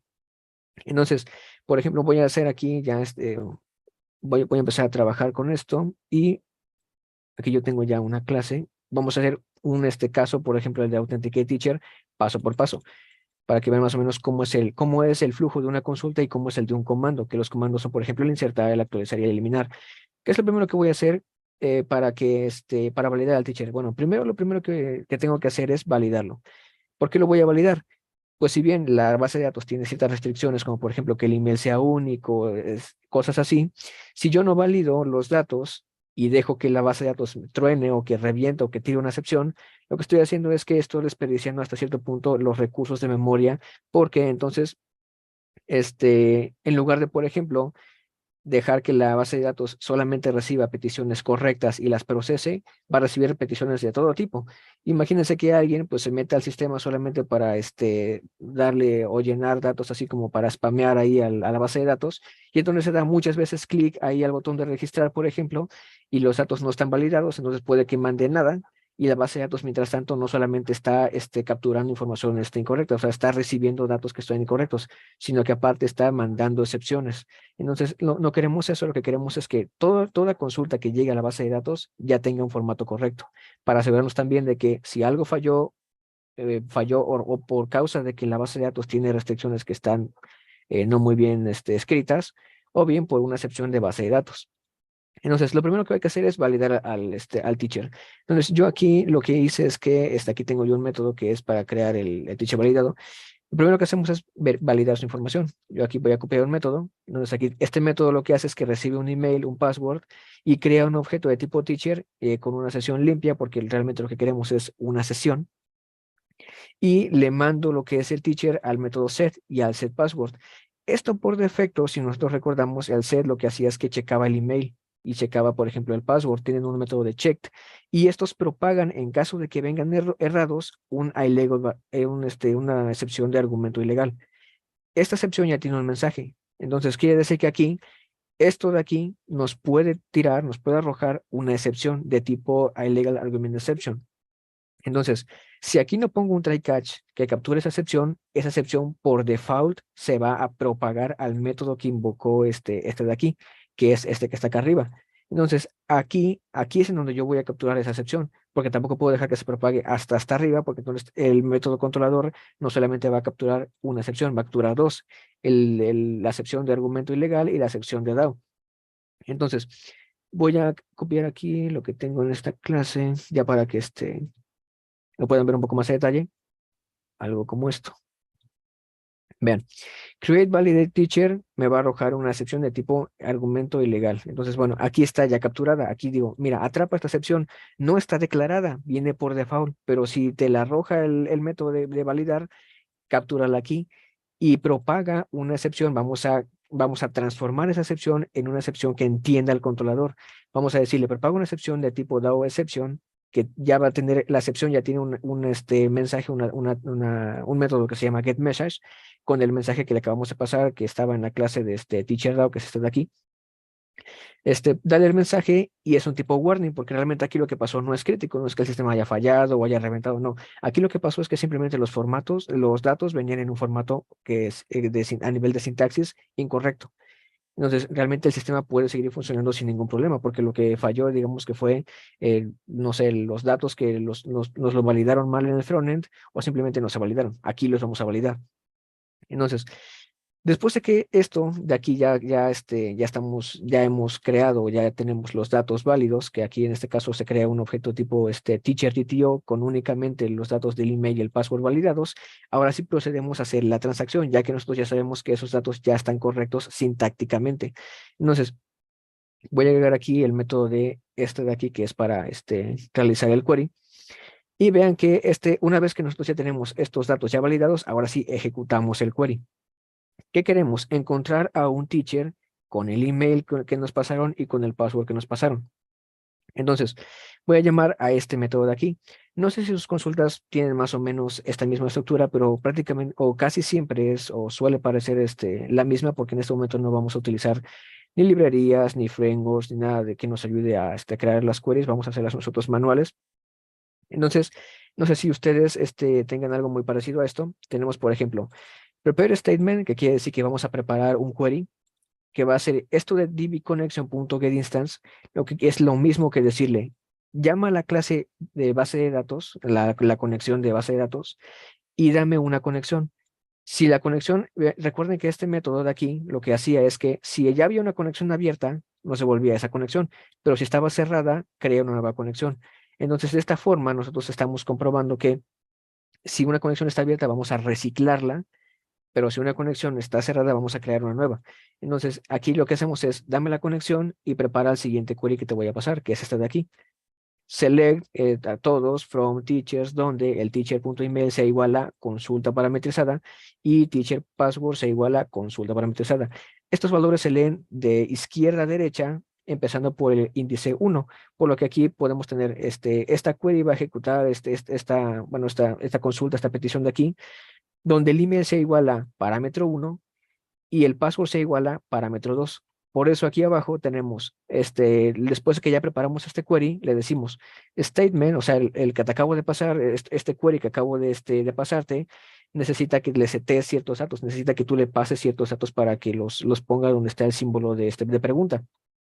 Ahí en el 1 vamos a ponerle el email, que es este de aquí, 1, 2, y el 2 es el password. Nos vamos a decirle, setea en el índice 2 la contraseña.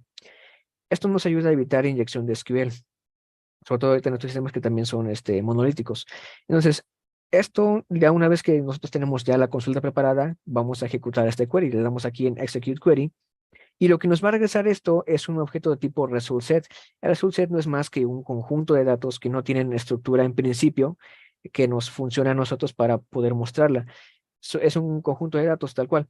Nosotros tenemos que prepararla, tenemos que encapsular esos datos. ¿Cómo los vamos a encapsular? Ah, bueno, le pregunto, mira, si tú encontraste algo con esa query, quiere decir que si encontraste alguna fila o encontraste más bien algún teacher que sí coincide con esa contraseña y ese password y ese email. Lo que vas a hacer es que esto que te acaban de pasar, que recuerden que aquí los objetos se pasan por referencia, no por valor, lo que vas a hacer es que vas a agregar, ya vas a traerte los datos de ese CRUD que está aquí, de este result set, vas a obtener la columna que es el valor que se encuentra en la columna ID, el valor que se encuentra en la columna email, en el password, y estos valores de aquí son el nombre de cada columna, exactamente el nombre de cada columna que está acá. Esas columnas tienen el mismo nombre que los que están aquí. Tienen que ser exactamente iguales. Ahora, esto de aquí que pongo .rs.getString, getTimestamp, getInt, no es porque esta clase tenga esos métodos en int, sino porque al momento de registrarlos en mi base de datos, yo los registré aquí como int o como varchar, que en Java la representación de un varchar es un string. El datetime, que aquí llega como un tipo timestamp.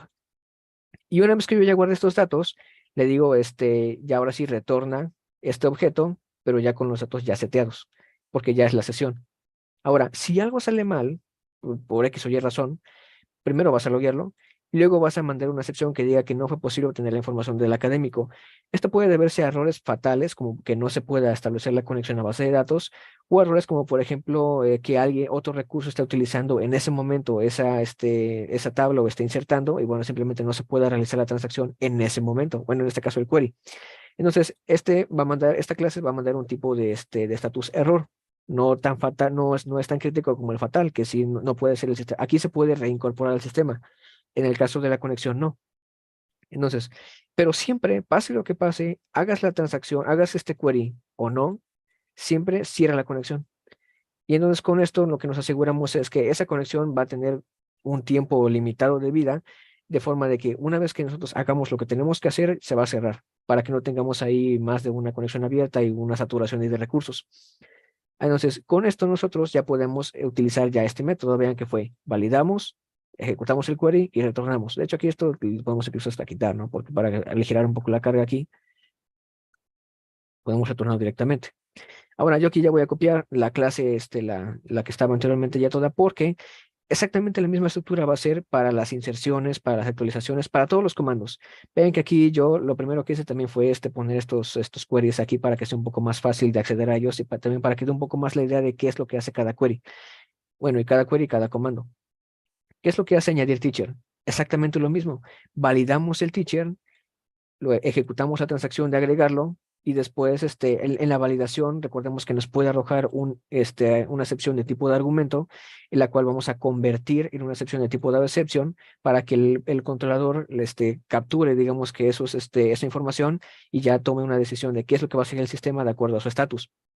Pero bueno, ahora aquí algo que puede hacer un poco ruido es, tú me dijiste que la clase teacher DTO tenía aquí unos métodos cuando le seteábamos los datos que era set email y ¿qué era? Set password y aquí unos métodos que lo validaban, ¿no? Y que en principio la clase no me debería dejar eh, eh, asignarle datos que están errados a nivel de sintaxis. Entonces, ¿por qué estás validando algo que se supone que en principio ya debería venir válido? No todas las validaciones que nos vamos a encontrar van a ser de formato de sintaxis. Hay algunas validaciones que van a tener sí o sí que realizarse en la base de datos. Por ejemplo, ¿cómo comprobaríamos que un usuario tiene un email igual a otro? Algunos podrían decir, pues muy fácil, le pongo aquí al query. Yo vi que aquí tenías el query, tenías un atributo que se llamaba unique, que lo que hacía es que ese email solamente podía existir uno en toda la tabla, por lo tanto me va a regresar una excepción. Sí me va a regresar una excepción, pero no va a tener contenido que yo pueda analizar en el sistema para decir que eso realmente no fue un error, sino más bien fue un fallo en el formato. En el formato a nivel, digamos, no tanto de sintaxis, sino más bien de semántica, porque es lo que es el email realmente ya estaba registrado. Entonces, lo que aquí ocurre es que lo que queremos es que las validaciones en la base de datos propaguen no un mensaje de error, sino un mensaje de alerta. Pero entonces, ¿cómo hacemos eso? Pues muy fácil. Aquí lo que validamos no es la sintaxis, no es como viene el DTO sintácticamente, sino que, por ejemplo, el email no esté duplicado, para lo cual tenemos forzosamente que ejecutar un query para ver si está el email asignado a otro usuario, en este caso a otro teacher. Vemos que el método de getValidateTeacher lo que hace es que checa o comprueba que si el email está duplicado. Y en caso de que sí, regresa una excepción de tipo argumento. y propaga un mensaje particular. Esto se llega hasta acá y entonces sí podemos decir, mira, si aquí ocurre una excepción, tú captura el mensaje y propágalo, pero va a ser de tipo warning porque estamos validándolo. Cuando este teacher sea válido, ahora sí ejecutamos la transacción de agregar y esa transacción va a ser algo más o menos así. ¿Qué es lo que hace esa transacción? Muy similar a lo que es los queries. Primero vamos a agregar aquí un valor de respuesta por default, que es el -1, que casi siempre indica que, que algo salió mal. Pero aquí, esto de aquí, que estoy poniendo aquí, que es database.getInstance.setAutocommit, es lo mismo que decir que aquí vamos a iniciar una transacción. Esto es lo mismo que decir que aquí vamos a iniciar una transacción. Después le decimos, esto es lo mismo que lo que vimos en el query. Vemos que preparamos un statement, le pasamos el query, en este caso, y vean que aquí dice statement.return generate keys. Esto lo que hace es que nos regresa el ID que al momento de insertar aquí el teacher, como el ID se genera automáticamente, esto lo guarda en este statement, ¿vale? Luego seteamos los datos, vemos que el query tiene aquí que dice lo que le vamos a pasar. Primero el email, el password, el name y el study degree. Bueno, ¿qué le vamos a pasar primero? 1, el email. 2, el password. 3, el name. Y 4, el study degree. Entonces, lo que vamos a hacer acá es pasarle exactamente en ese orden y en ese tipo de datos que el que almacena, vamos a pasarle esos parámetros. En el índice 1 vamos a decir que vamos a pasarle el email, en el 2 el password, en el 3 y así sucesivamente. Una vez que tenemos esto, ejecutamos el query, hacemos commit y esta es otra forma de decir que aquí termina la transacción. Y después, bueno, le decimos que nos devuelva el ID que guardó cuando tiró la consulta. Y bueno, ese ID por defecto debe de ser sí o sí positivo, dado que no se puede insertar un estudiante, por ejemplo, o bueno, un teacher o un objeto en una base de datos y que no se vuelva un ID de -1. Entonces, aquí por defecto esto va a ser positivo, por lo tanto aquí la única forma de que esto salga bien es que llegue hasta aquí y este response sea positivo. Y entonces, si algo sale mal, que muy probablemente donde podría salir mal es aquí, si algo sale mal aquí, lo primero que vas a hacer va a ser loguearlo. Lo segundo que vas a hacer va a ser rollback y todo lo que haya ocurrido entre este bloque, entre donde inicia y termina la transacción, se va a echar para atrás. Así aquí hagamos 10 o 20 execute update, es decir, aquí insertemos y actualicemos 10, 100 tablas, todos esos cambios se van a echar hacia atrás con el rollback. Entonces, una vez que hacemos esto, ya ahora sí propagamos la excepción y le decimos, mira, no fue posible realizar ese registro o la transacción que haya acontecido. Y fue de tipo error. ¿Se puede reincorporar al sistema? Sí, porque no sabemos realmente qué fue lo que ocurrió, si fue un error allá en las restricciones de la base de datos, si otro proceso está utilizando la base de datos, etcétera. No lo sabemos. ¿Se puede reincorporar al sistema? Sí, lo va a intentar. Y finalmente cerramos la conexión y devolvemos la respuesta. Exactamente lo mismo, vean que es para el de actualizar. Vemos que abrimos la transacción, realizamos lo que tengamos que realizar ahí en la base de datos, terminamos la transacción con el commit y nota importante, si aquí después de este commit nosotros le ponemos, por ejemplo, statement, punto, y hacemos otro execute query o insertamos aquí, el rollback ya no va a echar para atrás esos cambios porque ya no están dentro de la transacción. Solo va a echar atrás los cambios que estén dentro de este commit o antes más bien de este commit. Entonces, bueno, igual vean que igual manda guardar el log, hace rollback, es decir, deshace los cambios y bueno, propaga una excepción. Y al final de todo cerramos la conexión. Entonces, bueno, y estos métodos aquí son métodos auxiliares y por tanto están en privado. Vean que estos no pueden ser accesibles. Que lo que nos ayudan es para realizar validaciones, por ejemplo, validar que el teacher tenga datos correctos, que por ejemplo aquí el email no esté duplicado, por ejemplo el teacher exista, porque eso es muy importante. Por ejemplo, como validamos aquí en el update, si le pasamos el ID al teacher, vamos a actualizar un teacher en específico, no cualquier teacher, un teacher en específico. Entonces, ¿cómo sabemos que para empezar que el ID que nos pasaron es de un teacher que existe? Tenemos que validar eso. Entonces, todas esas validaciones ya van a estar aquí en este método. Y entonces podemos ver que es como un patrón. Validamos, ejecutamos la transacción y regresamos algo.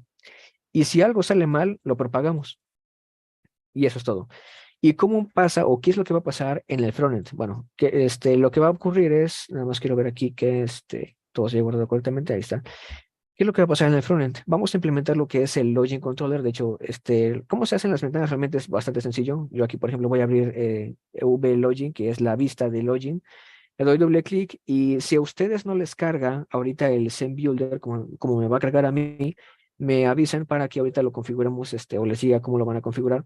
Pero les va a abrir algo más o menos como esto.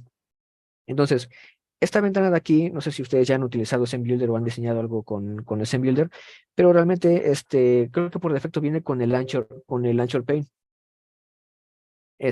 Por defecto viene con el Launcher Pane, pero el Launcher Pane lo que hace es que todos los campos que digamos que vayamos añadiendo aquí a lo que es la vista, los va a poner donde los coloquemos y con la resolución y el tamaño que se los coloquemos. Pero hay ciertos estructuras o ciertos objetos gráficos como lo es el vertical box o el horizontal box que nos permiten redimensionar los objetos. Vean que, por ejemplo, aquí, por ejemplo, yo hago esta ventana un poco más grande y como que los intenta redimensionar. Aquí no vamos a ver lo que es responsive design y ese tipo de cuestiones porque es un poco más complejo de entender. Sí ayuda, pero no, en este caso no lo vamos a ver con tanto detenimiento porque sí toma tiempo aprender esos principios. Y aparte que, bueno, aquí lo que nos queremos enfocar mucho es en la lógica, lo que es cómo está funcionando el patrón DAO aquí. Entonces, bueno, aquí en el controller va a ver que aquí, van a ver que aquí está la clase donde está el controlador que va a manejar la lógica de esta vista. Y aquí en el Login Controller, vean que lo único que hago yo es, por defecto, todos los controladores o casi todos podemos ponerle que implementen el método de inicializable. Este método lo que hace es que, vean que es un override, este método lo que hace es que se ejecuta después de que la ventana ya fue mostrada, después de que los componentes gráficos de XML ya fueron cargados. Esto nos viene de utilidad, por ejemplo, cuando queremos preparar ciertos datos antes de que empiece a entrar en función la ventana, etcétera. Entonces, ¿qué es lo que tiene esta clase? Tiene aquí, por ejemplo, si yo voy a abrir esta ventana, vean que en los botones nos permite a nosotros asignar, por ejemplo, aquí en los botones, nos permite aquí agregar donde dice code, donde dice una acción, un evento. Estos son eventos que son acciones que pasan cuando alguien interactúa con ese componente. Sync up, sync in, y cada uno de estos campos tiene un ID. Aquí no hay ningún evento porque no queremos realmente capturar una acción. Lo que queremos es simplemente aquí capturar lo que es el ID. Bueno, entonces lo que hacemos aquí es, por ejemplo, en el sync in le decimos, mira, si alguien quiere iniciar sesión, mándalo a esta ventana. Perdón, si alguien quiere registrarse, perdón, mándalo a esta ventana, la de registro. Si alguien quiere iniciar sesión, bueno, vas a invocar al Teacher Authentication, que es este método de aquí, que es, vas a llamar al Teacher DAO, que es mi DAO que acabo de construir allá, que aquí está, miren que es una variable final. Entonces, nosotros llamamos a ese Teacher DAO, le pasamos los datos que nos autentifiquen o que nos verifique que somos nosotros, y en caso de que nos regrese un ID correcto, vamos a decir que cambie de vista. Y en caso de que no, vean que yo solamente muestro un diálogo, porque aquí ya por defecto recibió un estatus. Vean que muestro, pues no fue posible encontrarlo, ¿no? Pero esto aquí propaga dos excepciones. Primero, esto es de ley porque puede que la ventana no exista, y la otra es el DAO exception. Entonces, el DAO exception, vean que aquí yo, por ejemplo, lo que hago es que tengo un método que aquí se llama handle DAO exception, que lo que hace es recibir un alert message, y el alert message es la excepción que se propagó desde el backend. Y aquí el estatus es el que se propagó desde el backend. Vamos a probar este método, entonces vamos a ejecutarlo.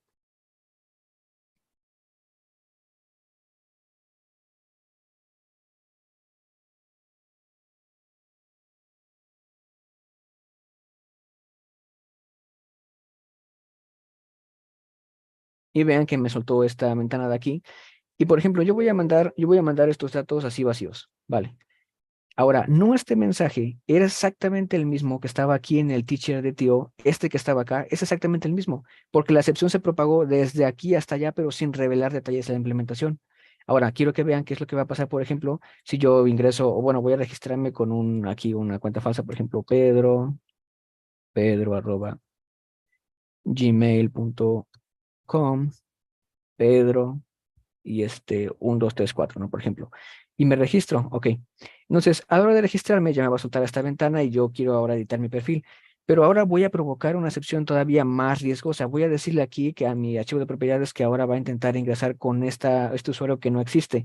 Entonces, bueno, voy a darle clic en guardar cambios y me dice, oye, fíjate que detectamos que no se puede establecer una conexión con la base de datos. Ya se logueó el error, vean que aquí está, dice access denied for user tal, pero aquí al usuario ya le dijimos qué es lo que acaba de pasar. Y entonces el sistema lo que hace es que evalúa y dice, si ocurre este tipo de excepción, yo te voy a mandar al login, porque no encuentro cómo establecer la conexión. ¿Cómo llegó este error que venía acá del teacher DAO, que estaba hasta acá, que era de la conexión, que estaba, perdón, en database connection? Este de aquí, ¿cómo llegó este mensaje hasta allá? Pues por la propagación de excepciones, pero más específicamente una propagación agnóstica de la implementación. Así es como llegó hacia allá. Entonces, hasta aquí es lo que se comprende como los controladores y el uso de cómo se está integrando lo que es el controlador con esa implementación que hicimos de los DAO. Como pueden ver, la mayor cantidad de lógica está en los DAO. El proyecto realmente aquí, por ejemplo, en la edición, en el registro, realmente vean que el código es un poco sencillo porque precisamente todo está ya propagado en los DAO. Ahí ya se encuentra qué mensaje vamos a propagar y qué estatus vamos a hacer. Vean que, por ejemplo, en donde dice teacher, registration, esta ventana lo que tiene es un método para inicializar aquí las variables que yo necesito para que se muestre, por ejemplo, en el combo box ciertos valores. En el método cancel, por ejemplo, yo aquí utilizo el diálogo que les mostré anteriormente al principio de la cata, para decirle que si se quiere salir, pues bueno, que se cambie de vista y tal. Y en el sync-up veo que es exactamente el mismo flujo. Invoco al DAO para que me registra a este teacher de aquí. Si me arroja esto una excepción de argumento, porque aquí al momento de instanciar ese teacher me puede arrojar un error de formato, yo simplemente manejo esa excepción mostrando un cuadro de diálogo. Y en caso de que no, y que ya me responda al servidor, vean que aquí yo lo que hago es, primero imprimo el mensaje, por defecto, el que venga y el estatus con el que venga. Y aquí lo que digo es que si el estatus es error o fatal, mándalo aquí. Cualquier otro estatus hay que se quede porque muy probablemente sea el warning. Pero si es error o fatal, regresa al login. Y con eso yo ya estoy controlando automáticamente todas las opciones que me está regresando el backend personalizadas a través de las excepciones en el frontend. Si yo, por ejemplo, quiero que ahora me regrese, no sé, a otra vista, yo no, ya con que aquí yo le diga a dónde me va a regresar y aquí en el DAO, eso de aquí, le especifique qué tipo de error va a ser, con eso es más que suficiente para informarle no solamente a la clase de interfaz, vaya, al controlador, sino también al usuario qué es lo que ocurrió y qué acción debe de tomar el sistema ahí. Entonces, vean que aquí pues todas las excepciones que estoy aquí las estoy propagando acá. Hasta el momento, hasta aquí llega lo que es el contenido básico de lo que es la cata. Yo sé que es mucha esta información, pero trato de resumir a lo más lo más posible, pero siempre que ustedes tengan dudas, ahora sí me pueden preguntar a partir de ahora, mientras yo voy a correr aquí lo que son los tests para que nada más les comente qué son los tests y por qué implementarlos aquí. Entonces, hasta el momento, quedo atento a sus preguntas ahí en este Zoom.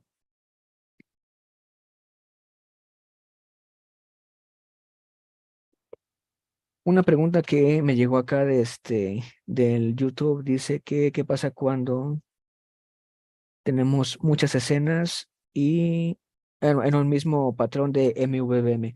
El patrón de MVVM se caracteriza mucho por utilizar lo que son los bindings. Entonces, en este caso no estamos utilizando eso porque como estamos haciendo todo a mano prácticamente, el patrón MVVM tiene otras propiedades que permiten vincular a la vista con lo que es un modelo lógico, de forma que cuando ese modelo se actualiza, automáticamente le dispara una actualización al frontend. Entonces ya no hay que manejar prácticamente nada. Este tipo de patrón lo podemos ver mucho, por ejemplo, en .NET, ¿no? .NET Core o .NET Framework, esto es lo que utilizan mucho los bindings para vincular lo que es una interfaz, cada campo con los datos. Y bueno, creo que esa es la única pregunta que me hicieron acá por el chat en vivo. Los tests, las pruebas, muy parecido a lo que vamos a ver en esta cata, que ya es así casi barriéndonos. Los tests unitarios, lo único que tienen que hacer es descargarse el proyecto que les pasé, ahí ya viene importado el archivo para correr los tests, y crear aquí lo que es un paquete. Eso se encuentra aquí donde está que dice test unit. Aquí tenemos un paquete de test, que es el siguiente. Yo lo creé, se crea así normal por cualquier convención. Yo comúnmente agrego unit.test para indicar que es un test unitario. Y aquí vean que la forma de hacer los tests es, en el caso de que lo que vayamos a comprobar sea un DAO, que es una transacción, por defecto la documentación de JUnit nos dice que tenemos que crear aquí, por ejemplo, un método que es el setup, que es como para setear todo lo que se va a preparar antes del test. el init, que es por cada test que se ejecute, se va a ejecutar primero esta función de aquí, tear down, que es como deshacer, que es que después de cada test se va a ejecutar esto de aquí, y down, que es que después de que terminen de ejecutarse todos los tests, va a ejecutar esto de aquí. Y de ahí vienen nuestros tests, que por eso vean que es importante que además de la excepción propaguemos siempre lo que es propaguemos siempre lo que es un valor de retorno para aquí poder evaluarlo y comprobarlo. Y realmente los tests se ejecutan pues relativamente sencillo, simplemente basta con que nosotros aquí les damos aquí, por ejemplo, clic al paquete, pues, si queremos correrlos todos, le damos en test package y esto va a empezar a cargar todos los tests. Así, los tests, algo importante es que no se corren en orden. Ojalá sí se pudieran correr en orden, pero muchas veces no. Y esto, pues bueno, es más de, ve que aquí ya pasaron todos los tests. Esto es más de la implementación de JUnit, pero bueno, se recomienda que cada test esté preparado para ejecutarse independientemente, que no haya dependencias entre nuestras funciones que son de prueba. Vean que aquí ya corrió todas las funciones y no hay cambios en la base de datos. Si yo voy aquí a los teachers, vemos que había registrado 2, porque aquí no nos faltaba Pedro, y solo 2 se quedaron, porque todos los cambios que se hicieron en la base de datos se echaron hacia atrás.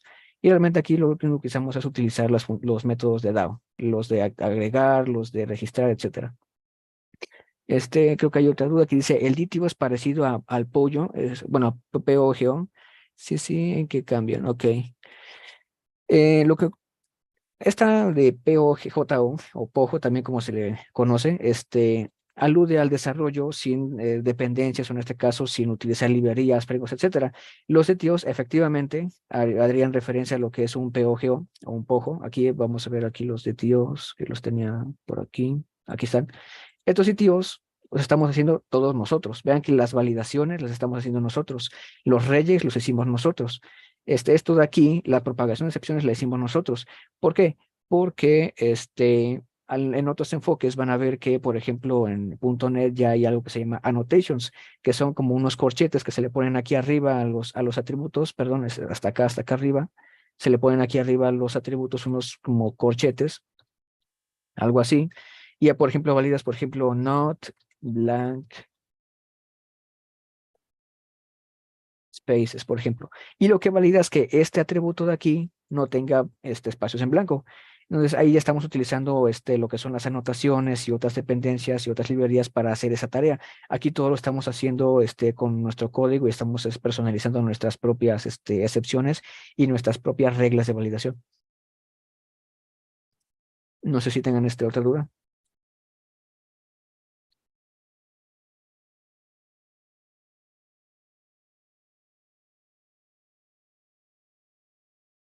Dice, ¿cuál sería el orden jerárquico a la hora del manejo de excepciones? Me refiero a los pasos a seguir. Ejemplo, creas campos, probabilidades, después métodos. Ok, mira. Lo primero que tienes que hacer es crear, yo idealmente, esto no tiene que ser así, pero bueno, idealmente la excepción que tú vayas a propagar de cualquier parte del sistema a cualquier otro package, no importa dónde, lo primero que tienes que hacer es crear una excepción, o si no es que ya la tiene Java, si ya la tienen, pues bueno, utiliza esa, pero si no, crea una excepción que sea agnóstica de cualquier tipo de implementación. Por ejemplo, si tú te das cuenta, yo aquí creé lo que es mi excepción personalizada, que es esta de acá que está en los implementations, que es esta de DAO exception. Yo creé esta excepción porque si tú te das cuenta aquí, no hay información de, por ejemplo, no sé, si la base de datos es SQL, aquí por ejemplo que yo diga, crea aquí un objeto que sea de tipo SQL, no, nada de eso. ¿Por qué? Porque esta excepción es agnóstica y y esto nos permite propagarla desde donde sea, en este caso, bueno, tampoco desde donde sea, pero por ejemplo desde una clase de un nivel muy bajo, como lo son los DAO, que son los que están acá, hasta los controladores, sin ningún problema. Entonces, lo primero sería crear o definir cuál va a ser la excepción que tú vas a propagar. Esa es una. Procurando que sea agnóstica de la implementación o de los detalles de implementación. El paso número 2, siguiendo lo que es DAO parent y también lo que es aquí en JavaFX, lo siguiente es crear tu DTO, porque vamos a tener que guardar o hacer transacciones en algún esquema o encapsular los datos en alguna clase. En este caso, vamos a crear un DTO. Luego de que creamos el DTO, creamos la interfaz, que es esta de aquí. Y esta interfaz ve que ya estamos utilizando tanto el DTO como la excepción. Por eso creamos en ese orden. Primero, digamos que la excepción, luego el DTO, o al revés, también lo puedes hacer, digamos que el DTO y la excepción, pero estos dos tienen que pasar primero antes de que tú crees aquí lo que es la interfaz. Una vez que crees la interfaz y definas qué es lo que va a propagar y qué es lo que va a regresar en caso de que sea exitoso el flujo, vas a ir aquí a donde dice, vas a crear una clase de TeacherDAO, que en este caso va a implementar esa interfaz y ya ahora sí, aquí vas a hacer toda la lógica de conectarte a la base de datos, etcétera, y vas a manejar aquí las excepciones, ya sea que tú las propagues con una excepción de Java por defecto o que las propagues, pues en este caso, como es en mi caso, con una variable o que tú personalices tus propias excepciones. Y ya una vez que tú ya aquí implementas lo que es el DAO, ya aquí en el controller o los controladores ve que nada más lo que hacemos es crear el DAO, lo llamamos en un dado momento, por ejemplo, aquí lo que hace el update es que yo actualizo un teacher, bueno, pues lo que hago es invocar a ese DAO de actualización y entonces, como ese DAO me va a regresar una excepción personalizada, lo que hago es que, si algo sale mal, digamos que en esa llamada que le voy a hacer al DAO, voy a capturar esa excepción y ya aquí ahora sí tú la manipulas como tú, como más sea, conveniente para el sistema, de acuerdo también los principios de que, de responsabilidad única, de que le digas al usuario qué es lo que está pasando, de que loguees los errores, etcétera. Pero ya aquí tú controlas qué es lo que va a hacer el sistema dependiendo del tipo de excepción más bien la información que trae la excepción.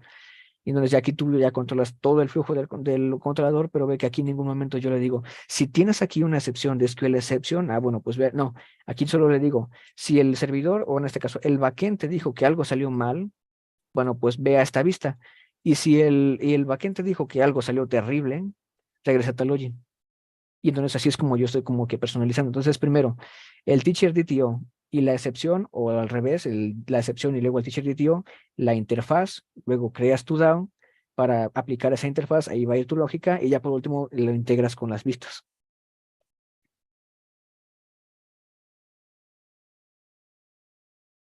No sé si tengas ahí otra pregunta. Como quiera, este proyecto se les va a pasar y también lo que es la presentación y siéntanse también con la libertad de en cualquier momento que no hayan entendido algo, porque también entiendo que es mucho contenido, realmente son demasiados temas y algunos de ustedes todavía no han visto algunos de ellos, entonces, y son temas con cierta complejidad, sobre todo cuando estamos implementando un patrón en este caso del diseño de DAO, que nos va a permitir que un proyecto tenga una estructura. Entonces, eso siempre es complejo. Y bueno, creo que prácticamente eso es todo porque no veo otra pregunta en el chat. Entonces, dice, para tener acceso a la grabación, la grabación se va a subir a YouTube en cuanto termine aquí lo que es la presentación, esa grabación se va a quedar en YouTube. De hecho, estamos en live en YouTube, esa se va a subir.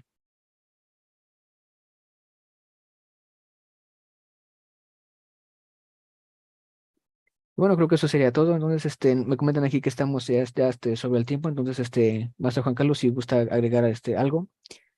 Y bueno, si surge otra duda, ya aquí veremos. Gracias, Josué. El doctor Octavio tenía la mano levantada. Adelante, doctor Octavio. Ok. No, pues únicamente para agradecerte, Josué, el esfuerzo. Eh, Sé que fue pues desde vacaciones que estás trabajando con esto. Ujú. Sé si a tus compañeros alcanzan a ver la magnitud de lo que hiciste, pero sí fue trabajo como de por lo menos un par de semanas y te tomó tus vacaciones estar preparando esto de la cata para que estuviera a tiempo, ¿no? Para cuando vieran los temas. Entonces, pues muchas gracias, Josué. Y adelante el maestro Juan Carlos con lo que continúa de la cata. Muchas gracias, doctor. Igual me sumo a las felicitaciones del doctor para Josué, porque vaya, lo haces parecer fácil y que es muy rápido, pero realmente pues te llevó tu tiempo y obviamente también agradecerte ese entusiasmo por contribuir con lo que se hace aquí en la facultad y en el dojo. Y bueno, chicos, después de finalizar las catas, quiero decirles que quien imparte una cata en el dojo se hace acreedor al cinturón oficial blanco del dojo y estamos aquí vía virtual, ¿no? Pero quiero hacer de manera simbólica, ya cuando te vea aquí en la facultad te lo daré, pero le voy a mostrar el, la cinta que Josué va a tener a partir de ahora por haber impartido la cata. Y bueno, quiero felicitarlo y también agradecer a ustedes su asistencia e invitarlos también a que si ustedes tienen el interés de impartir algún tema aquí en la cata, no importa el nivel, porque tenemos niveles básicos, niveles de iniciación, intermedios, avanzados. Recuerden que el objetivo del dojo es compartir lo que sabemos hacer y mejorar entre todos. Obviamente todos tenemos áreas de mejora y la idea es ser una comunidad dentro de la LIS que nos apoyamos entre todos y que somos un equipo, ¿no? Muchas gracias nuevamente, Josué, por apoyar esta iniciativa. Ya cuando te vea aquí en la facultad te daré tu cinturón blanco y les pido por favor un aplauso virtual para Josué. Muchas gracias por asistir. El video estará disponible para que ustedes puedan descargarlo. Espero que les haya servido para bueno, contribuir en sus clases y nos vemos en la siguiente sesión. Buenos días a todos y muchas gracias.